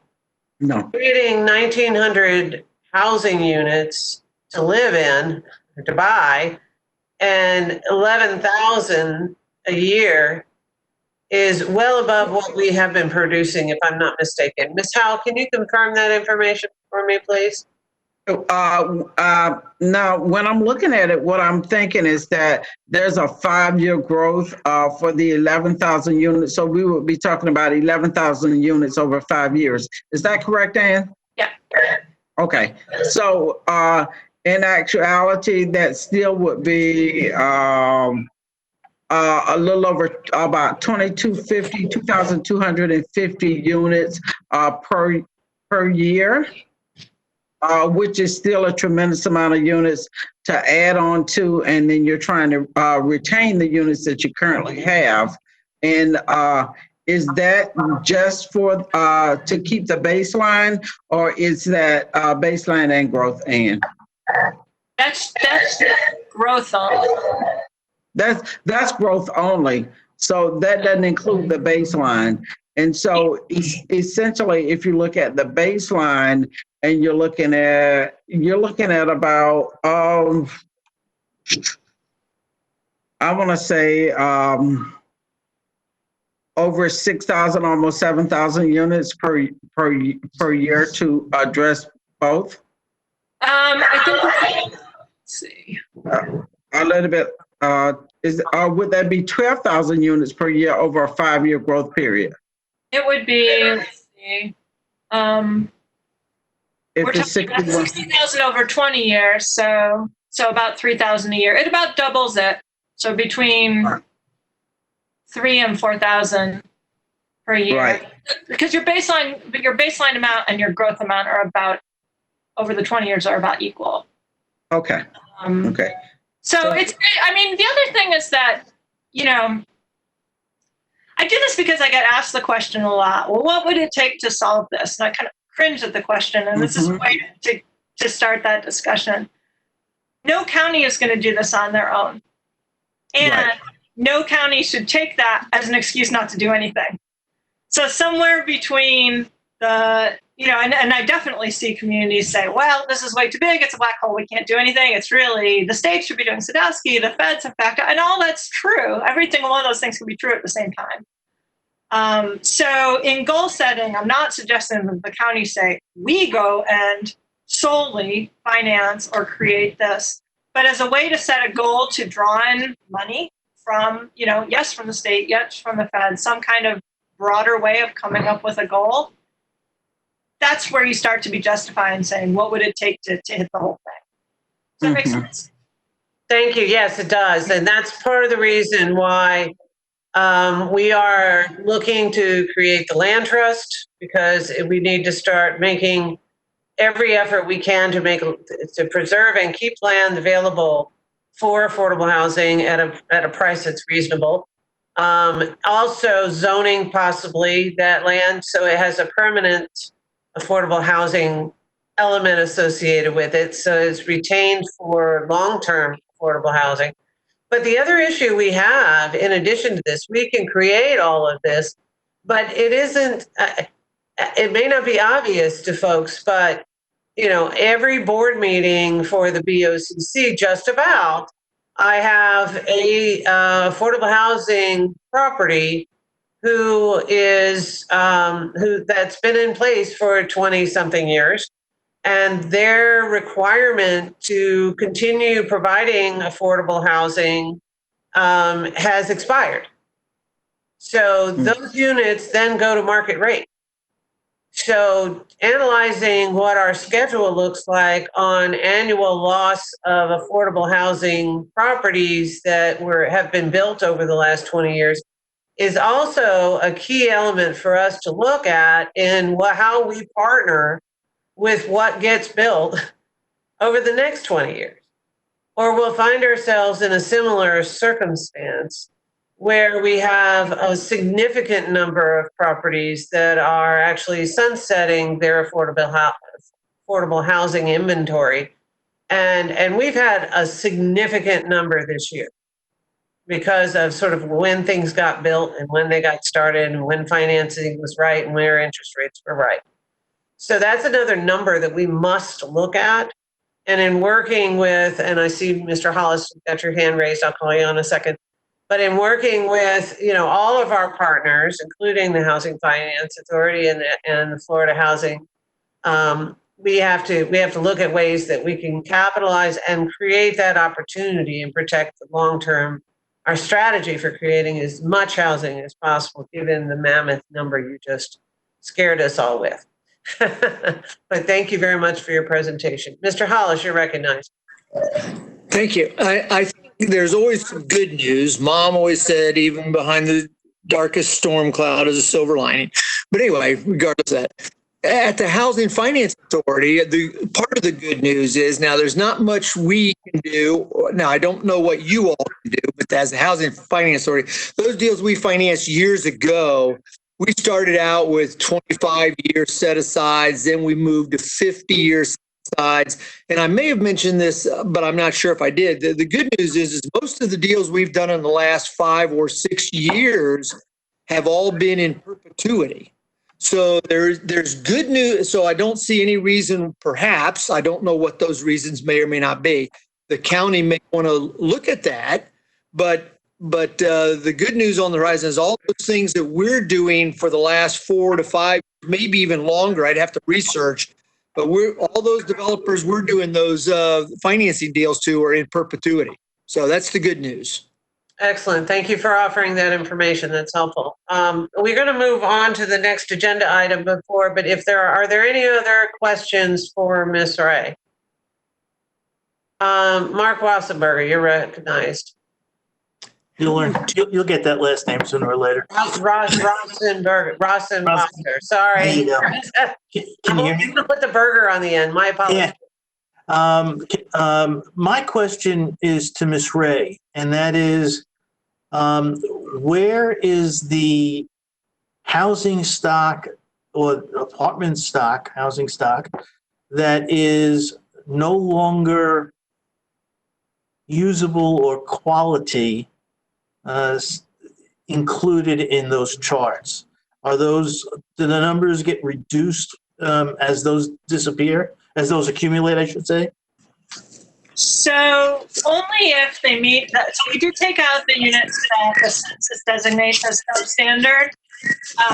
That's a very tiny number because their standards for substandard are pretty dated. Things like not having a kitchen or not having plumbing, not having heating. I mean, they're pretty.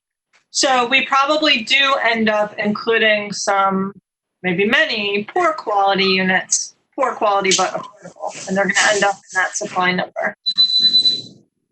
Okay. But for the deeply substandard. Mr. Hunt, please mute your microphone, please.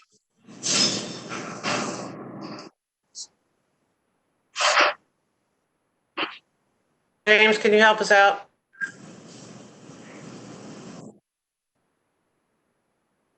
Okay, go ahead. I'm not sure he's sitting at his desk. That was my response to the question. Excellent. Okay, the next item on the agenda is, if there are no other questions, is regarding the reopening status. Ms. Howell, you recognize? Yes, the county continues to work on its reopening status.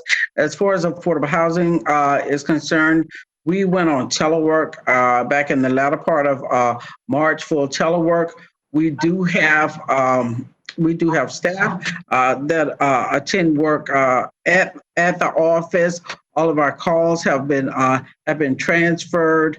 We have been in full work mode, though. We continue to pay all of our invoices. All of our telephone calls are being offered, and we continue to provide the same high quality service to the community and to the residents. Would you like to move on? Oh, yes. With that in mind, I want to let you know,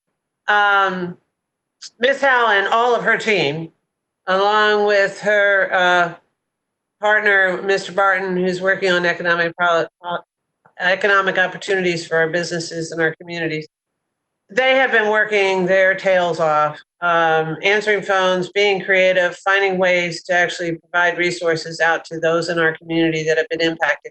And as we saw with the slide earlier of the various different income ranges and the types of jobs that are listed in the 50% and below, 80% and otherwise, those are a lot of the folks that have been sitting at home for a long time until most recently. So I just want to say thank you, Cheryl, and all of your team for putting in unbelievable amount of effort to respond to those that are in need, and the work that you're doing, providing support, not only with helping with the rent subsidies, but also with a variety of other things, such as helping our child care centers open up and get back so that people can get back to business. So thank you very, very much. Are you going to address the Department of Economic Opportunity as well? Yes. I'll just share briefly on that. The Department of Economic Opportunity was awarded about $760 million. This was in 2017. It was CDBG disaster recovery money. And so they just recently released several different RFPs. And so we will be applying for the community facilities RFP. You mentioned earlier about people having a hunker in place or shelter in place in their neighborhoods. This particular RFP would help people shelter in place in their neighborhoods and even provide community facilities for deploying of efforts after the disasters are over, because many of the neighborhoods have sewer and septic issues. They have, no sidewalks. They have a number of different issues that they deal with. But if there is a community facility that can deploy services from within their communities, they have a better chance at being able to recover quickly. Excellent, thank you. It's very important for our established communities, especially those that are at risk. It'll serve two things. One, it'll help support our communities, but also help stabilize those communities that are asked to shelter in place. So that's terrific news that we can get that money deployed as well. Right. So we're looking at 3 grants. We're looking at the community facility grant, the planning grant that would allow us to go in and actually assess those communities and needs and assess the housing needs. And then we're looking at an infrastructure grant that would address some of the larger issues in the community as well. Yes, most people. Okay, somebody's got to mute their line. I don't know who it is, but a lot of people don't realize how many of our communities that are actually may or may not be in the city of Tampa, but they're not quite sure. But there is a significant number of our communities that are on septic and well systems in our area, and a lot of those are within areas of our concern when it comes to available housing and income levels. So having those resources come to the county to be able to address and do the assessment to figure out how to best deploy those resources to stabilize those communities and make sure that they don't gentrify, I think is an important item. If there's nothing else, I'd like to move on to the recently approved Board of County Commissioner agenda items, which are just amazing lists of things that we just actually got approved. I am so excited. Cheryl, take it away. They are an amazing list of items. Really, it just kind of gives credence to all of the hard work that has gone into all of the behind the scenes work that's gone into trying to push funding out so that we can get units developed and acquired. And I just want to say a special thank you to the County Attorney's Office, to our procurement department for all of their work, and the other departments that work so closely with us as well. But one of the big ticket items, and one of the items that I'm most proud of is we had a $19.7 million award, and it was awarded to 7 different agencies. And I just want to say I am so very, very proud of the staff. That was a huge undertaking, especially with some of the delays that we were facing with COVID-19. We did so many different type projects. We had Habitat for Humanity, an acquisition rehab, a veterans project, new construction project with a couple of developers, just a number of different projects. And so we did this in the midst of our ongoing our annual CDBG and home RFPs as well. But I am truly grateful for the staff, all the hard work that went into that, and so very, very proud. And I am grateful to the Board of County Commissioners and Commissioner Overman for spearheading and supporting our efforts as well. So, and hello. Okay, who's I cannot see who that is. Connie. Connie, okay, Connie Burton, you're recognized? Yes, I just want to say this, and congratulations to the hardworking staff and everybody that's moving forward. And I just want to be, set the tone that a lot of money is moving to deal with some, say, projects that was in, that was stalled as a result of COVID-19, and now you're able to move forward. But as a result of COVID-19, on top of what we see the climate of the nation dealing with social injustice, I'm just hoping that the language and opportunities are there so it can address some of the severe systemic issues that we're dealing with. Not that people and developers going to get a landfall of resources to do their thing, but the people that you're partnering with have an understanding that we got to deal with these issues of systemic racism as it relates to employment opportunity. The way they define if they're building houses, condos, duplexes, the way they would allow new tenants to enter. I think everything has been a game changer for us to do the right thing. And so $19 million for me would be and for our community to be a tremendous blessing for people that live below the poverty level. But a lot of times what we do know is that when these relationships are moving forward and the partnerships, it's always that language that is kept in place that keeps so many people from advancing. And so not doing business like it used to be, but doing it in a way in which we want to overturn some of the social injustices that we know have lingered. And the county can be on the forefront of making this stuff happen so the people can see that we're coming to better resolutions of trust. So I wanted to just, put that out. Thank you. Ms. Burton, thank you. And to that point, I think it's important for us to recognize a lot of what we've spoken about today is what that basically $19 million went towards. That $19 million is basically going to create approximately 260 units.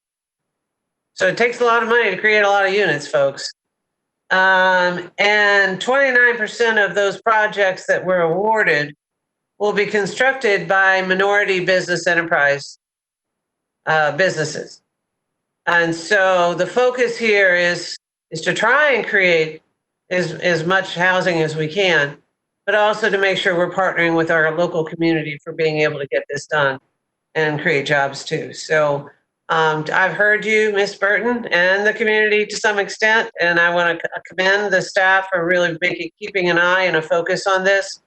In addition to that, there was, when these projects were approved, it was a very transparent process. It really helped the board actually see what the process was for discerning how the recommendations were made, how each project ranked, and what our social contract is in order to weigh the importance of moving these projects forward, and how that was considered when the contracts were issued. So we're getting there. We're making really good progress. The key here is having a commitment to affordable housing so that we can do the funding we need. But the work is certainly being done, and I'm sure there's more we can do, and we're working on it. So thank you very much for your question. Ms. Howell, did you have more in that area, or would you like to move to the Affordable Housing Services update? No, I'd like to move to the Affordable Housing Services update. And this month right here, we have Ms. Willette Hollinger. She is from our Planning and Reporting Division, and she'll be sharing with you, just kind of reiterating some of what we're doing in terms of inclusivity and access to opportunity for our low and moderate neighborhoods and for our low and moderate populations that we continue to work with. And so she has that, that's the inclusiveness regarding the actual contracts and those people that'll be working within those contracts. And we'll continue to track that as we move forward as well. Willette, are you on the line?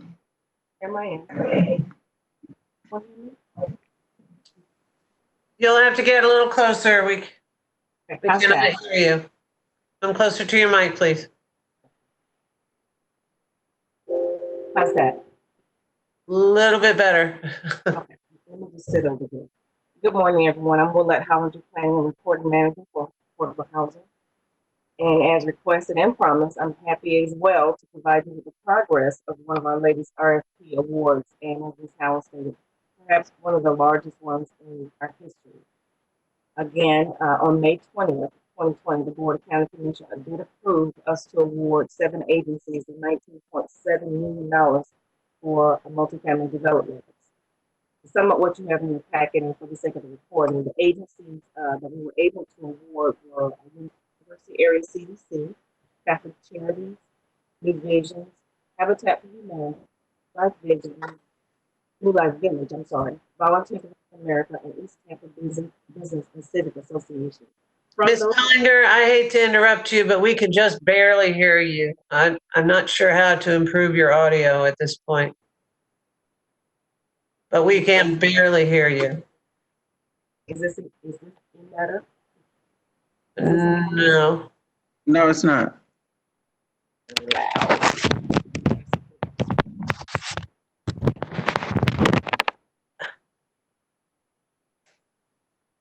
You still there? I'm here. Can you hear me? Now we can't hear you at all. No, we can't hear you at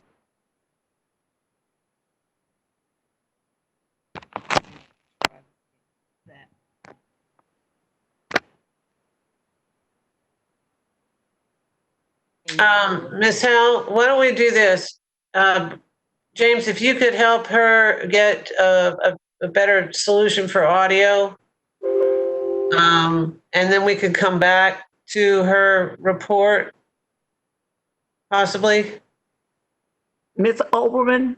Yes, ma'am. Could I just interject one thing that I would like to, I don't know if I can make a request to receive this from Ms. Howell in terms of the 7 awardees of the contract. I know she mentioned that people were vetted. One thing that we have been just having to deal with in our community is minority participation, and minority has been inclusive of so many people to a variety of people's benefit. And so we see that the minority can include people, I guess in political correct terms, a lot of white business owners, where the owners of businesses become the female. And in turns, the businesses ran under this minority title. But when we look at the number of people that is employed within that circle, I don't see people that look like me, brown and black people. So I'm very concerned. However the awardees was made, we want to make sure that, I want to make sure that when I talk to my community, that when I tell them that $19 million is moving out of the county hands and these units are being developed, that people are given employment opportunities. And number two, that some of the people look like brown and black people that actually benefited under that title of minority. So I'm very concerned about that because I'm at meetings a lot of times and I see that term is being utilized and the beneficiaries are not brown and black people. Thank you, Ms. Burton. Ms. Howell, do you want to respond to that? Sure. Ms. Burton, what we can do is share with you the backup information that goes along with the recommendation for the awards. And as the projects proceed, or as the agreements proceed, what we do is we collect data on the primary contractors and the subs that are involved in every project, and whether or not they qualify as a women-owned business, or if the minority qualifies as an African-American or any other type of minority business. We collect that data and we'll share that data, not just with you, but we'll bring that data back to the Affordable Housing Advisory Board and share that data with the board, so that if there are any other board members that want to kind of keep their finger on the pulse of what's happening here, we can share that information with you as well. Excellent. Madam Chair, Councilman, you will be recognized. Councilman Goods, you're recognized. I'm glad Ms. Burton brought that up. I bring that up all the time on my diocese about that, what I call the misconception when you talk about black and brown people getting contracts, and then you fall into that trap where you do have our Caucasian counterparts that are getting the contracts under another auspice and using those numbers to say it's minority or minority business. So I've been asking our people to make sure they monitor that, because I know it's a catch-all, and sometimes we don't get any of the proceeds because they're saying, well, we've met the minority threshold, but it may be a Caucasian counterpart, because there's no space for a black female in that category. A black female is lumped in with a black male. And when you look at the numbers, those numbers are still very, very low, whereas the white female is climbing to the top. So I think we have to monitor that and look at that and make sure that we've got accountability, saying, wait a minute, why is this happening? But I'm glad Ms. Burton brought that up, and I'm hoping Ms. Howell watches for that. Excellent. Thank you for your comments. Ms. Hollinger, are you available at a level we can hear you now? Can you hear me at all now? That's much better. That's much better. Just stay right there. Go right ahead. Okay, so I'll start over. I'm sorry. Good morning. I'm Willette Hollinger, Planning and Reporting Manager for Affordable Housing. And as promised, I too am excited to provide you with the progress of one of our latest RFP awards. And as Ms. Howell stated earlier, perhaps one of the largest ones in our history. And it is true that on May 20th, the Board of County Commission did approve us to award 7 agencies of $19.7 million for multifamily development. And again, to sum up what you have in your packet, and for the sake of the recording, the 7 agencies we were able to award were University Area CDC, Catholic Charities, New Visions, Habitat for Humanity, New Life Village, Volunteers of America, and East Tampa Business and Civic Association. From these 7 agencies, we will be adding 260 units to our current housing stock. 200 of them will be brand new and 60 of them will be rehab. Really excited about all the positive press and positive energy that this award is creating, but more importantly, how we're able to increase and preserve affordable housing for the residents throughout Hillsborough County. That's my report. Any questions? Thank you very, very much. Given that we're going along, while we didn't have a meeting for 2 months, there was a lot to cover today. So I apologize for the length of this, for those of you that unable to stay. But thank you very much for that report. Contracts Division and Fiscal Division, do we have reports there? Nothing to update there. So it's status quo right now. We did for the fiscal division. I want to say that we got an additional $4.2 million of HUD CDBG CV money, COVID-19 money, and we have an additional $2.1 million from HUD for emergency shelter grant funding. And so we are working on deploying those funds at this time. You must be pinching yourself. You've got more money, I think, than you've had in a long, long time. Yeah, so I mean, but the needs are present. Oh, So, obviously. Okay. So I don't see any other current questions at the moment. Could we move on to the federal, state, and local grant updates regarding the 2020 SHIP funding?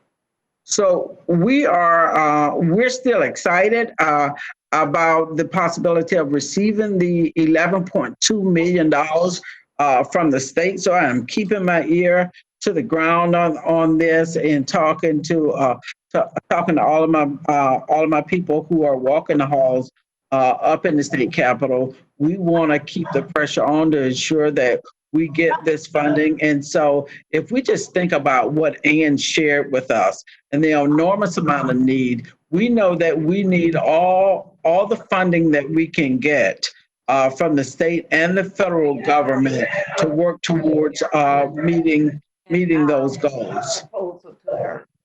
These people got a ton of people. Connie? Ms. Burton, you need to mute your phone, hon. I'm sorry. No problem. And so at this particular time, there has not been a final vote come in from the governor, but we're hoping for that vote to come in at any day now. Well, that is super good news. Super good news. Before we move on to the monthly newsletter and future business items, were there any questions regarding the? Okay, Ms. Strummer, you have a question. Go ahead. Yes, I was interested in the emergency rental assistance you're providing. So is that the CDBG CV money and ESG money going into that? How is that program running? How are people applying? Do you still have funds, or do they get used up like on the first day? Okay, so I can share with you that the emergency rental assistance program was stood up by our social services department, and we did not use any of our state or federal funding for that, but that was all local COVID-19 funds that's being used for that. And so they will be opening the list back up to accept new applicants. And so I'm hoping that they'll do that this week. I call every week and say, Audrey, when are they going to open back up? So I'm hoping that they'll open back up this week. But what we can do for our AHAB board members and any other interested parties out there that's on the line, if when they open the list back up, we can email you that information right away and say, hey, the list is open, so that you can push this information out to those that are in need. And so if you're using local funds for the rental assistance, so then what is the federal emergency grant being used for? The federal emergency grant is being used to expand our rapid rehousing program. And so in that particular program, you have to be homeless. And so we're using that program to expand our rapid rehousing, because many of those people that were transitioning out of homelessness and into permanent housing that was getting some degree of assistance, they were impacted by COVID-19 through loss of job or loss of income. And so we're expanding that service so that they don't lose housing again. Okay, great. That answer your question, Ms. Strummer? Yes, it does. Excellent. Are there any other questions before we move on? Raise your hand. I can't see raised hands. So you have to actually wave or. Hello. I got so excited about Cheryl Howell's report of all this money and support, because people are in so many needs out here in the community. How do people get notice if in fact their request for payment has been met? with staff? Do you know if staff follow back up on these individuals, or do they just make a direct payment to the mortgage, rental, property management? How do that work, if you know, Ms. Howell?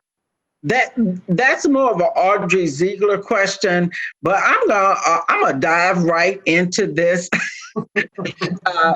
What I think is happening is that they get their initial letter stating what they qualify for, because some people are qualified for rent or for mortgage assistance, or some even for some utility assistance as well.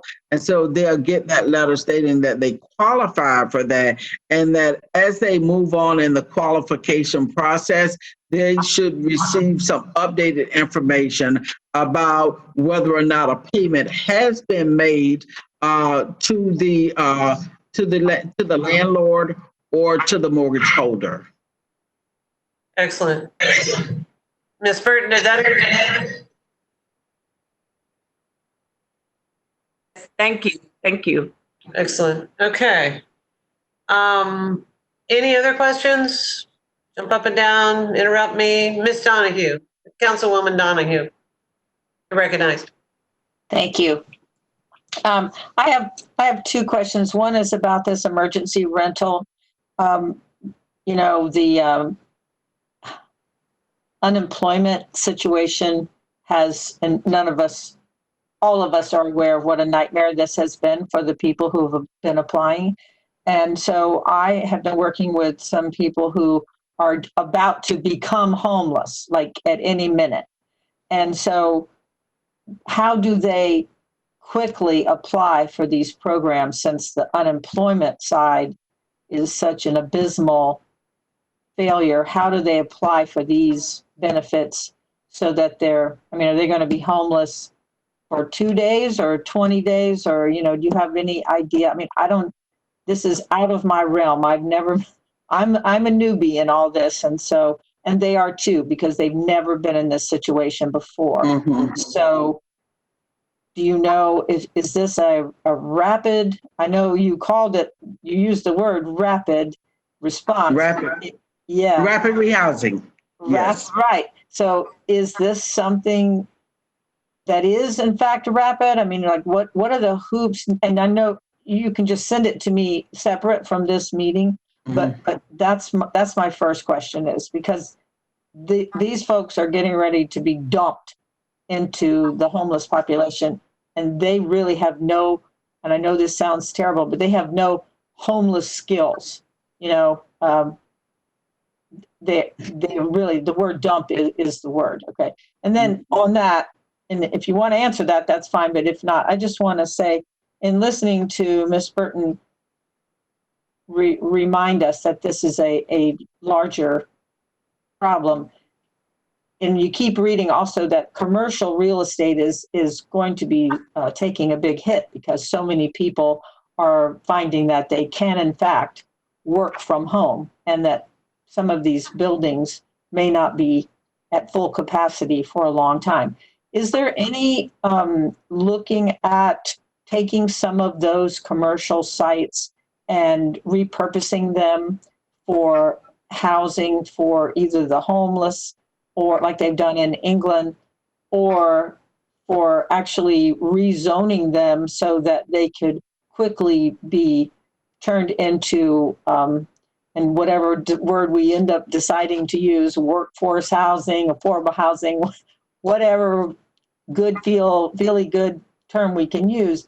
Is there a way to use that space to quickly fill this need that just seems staggering? When you hear these numbers from the Shimberg Center, you're just like, staggering. So those are maybe two bigger questions that I should ask now, but I didn't want them to go.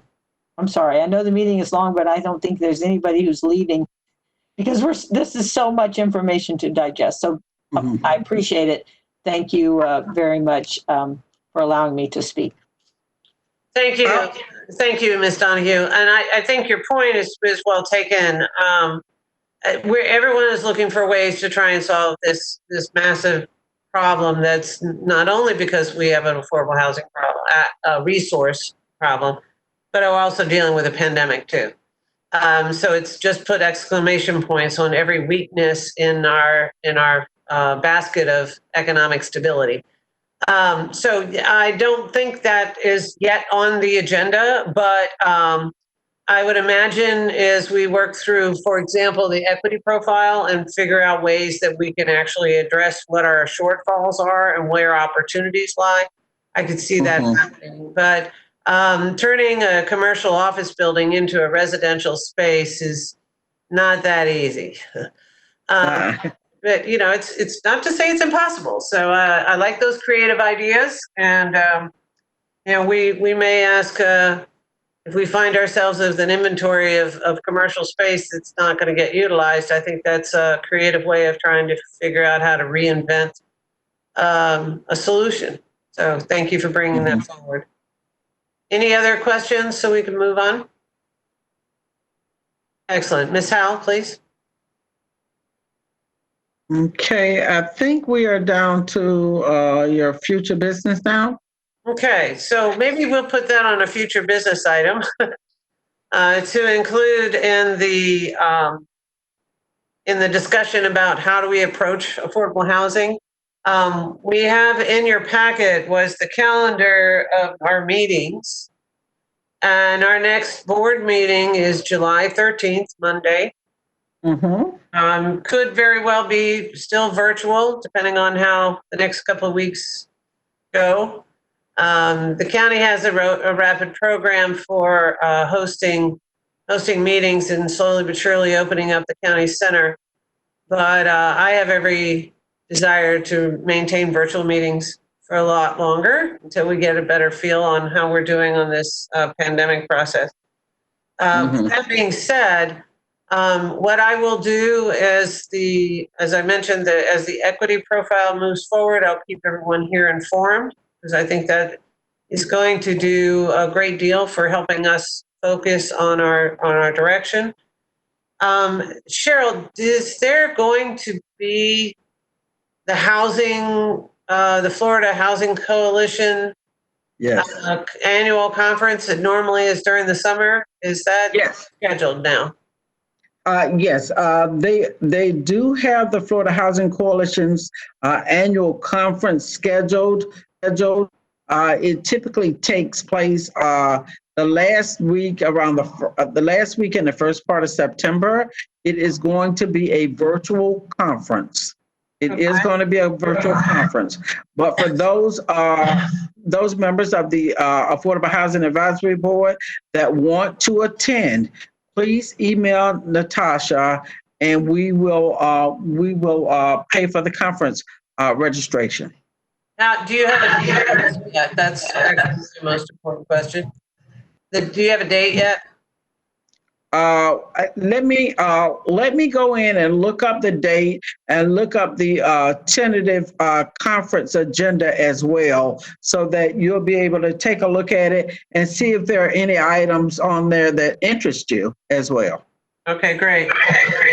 And because that's always a terrific conference. I went last year. It was just outstanding, except for it was in Orlando. Other than that, it'd be great to have it here. So that's one thing. I just want to remind everyone to take advantage of the trainings that are offered by the Florida Housing Coalition. And Mr. Powell, you recognize you have a comment for new business? Thank you, Madam Chair. Yes, I do. I did not see any comments back on the Planning Commission's having a meeting later this evening, and we're looking at adding in, the term attainable housing to the Land Development Code. And so I did not know if anyone, in the group had a chance to, look at that particular agenda item. I think Natasha had circulated that out last week, and I know that it's coming up for a vote. I know I had some thoughts about it, but I just wanted to first ask if anyone has, taken the time or had a moment to, review that. Because obviously, if I can take any comments back, to that meeting, tonight at 5:30, I'd love to be able to do that. Thank you for bringing it.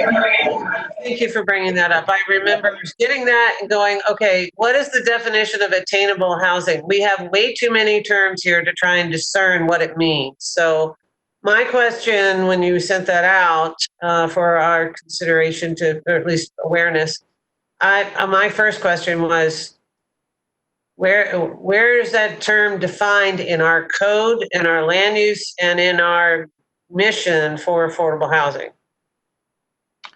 Well, my understanding, Madam Chair, is that it's not, defined at all, and that's something that we're, it's being inserted, into the code, but it's not defined whatsoever. And so I don't know how that's going to, get worked out. I haven't seen any, definitions, from Planning Commission staff yet.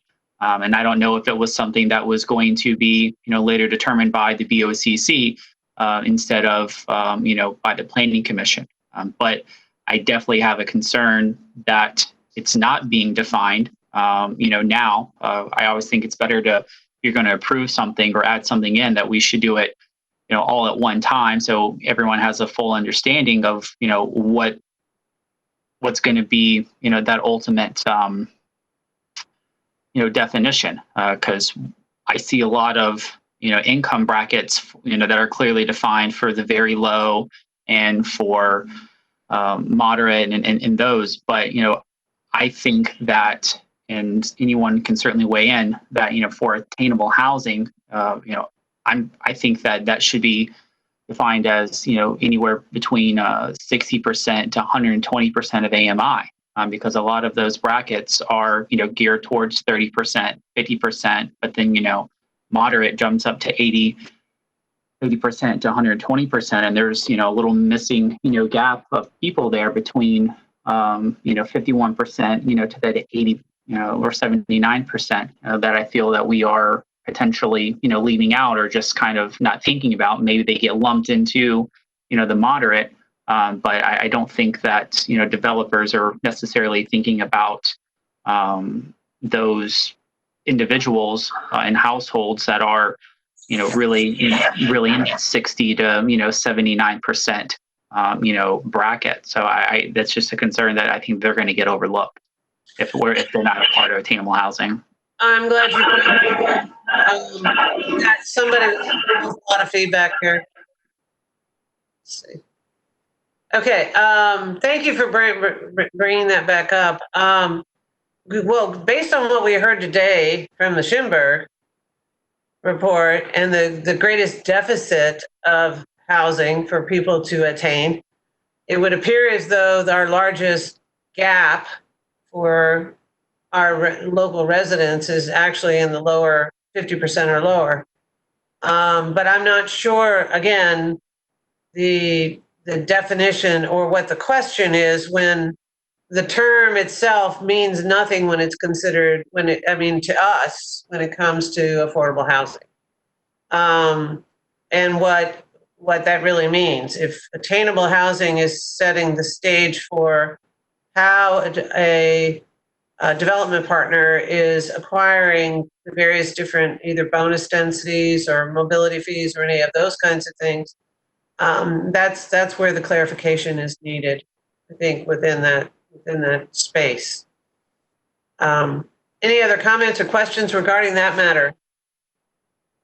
Commissioner, this is Cheryl. I want to say, when you look at an industry standard of how they have introduced the term attainable housing, it's almost as if it's been a replacement for workforce housing.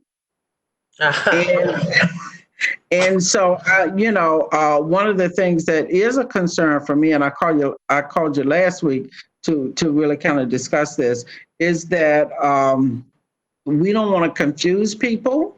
I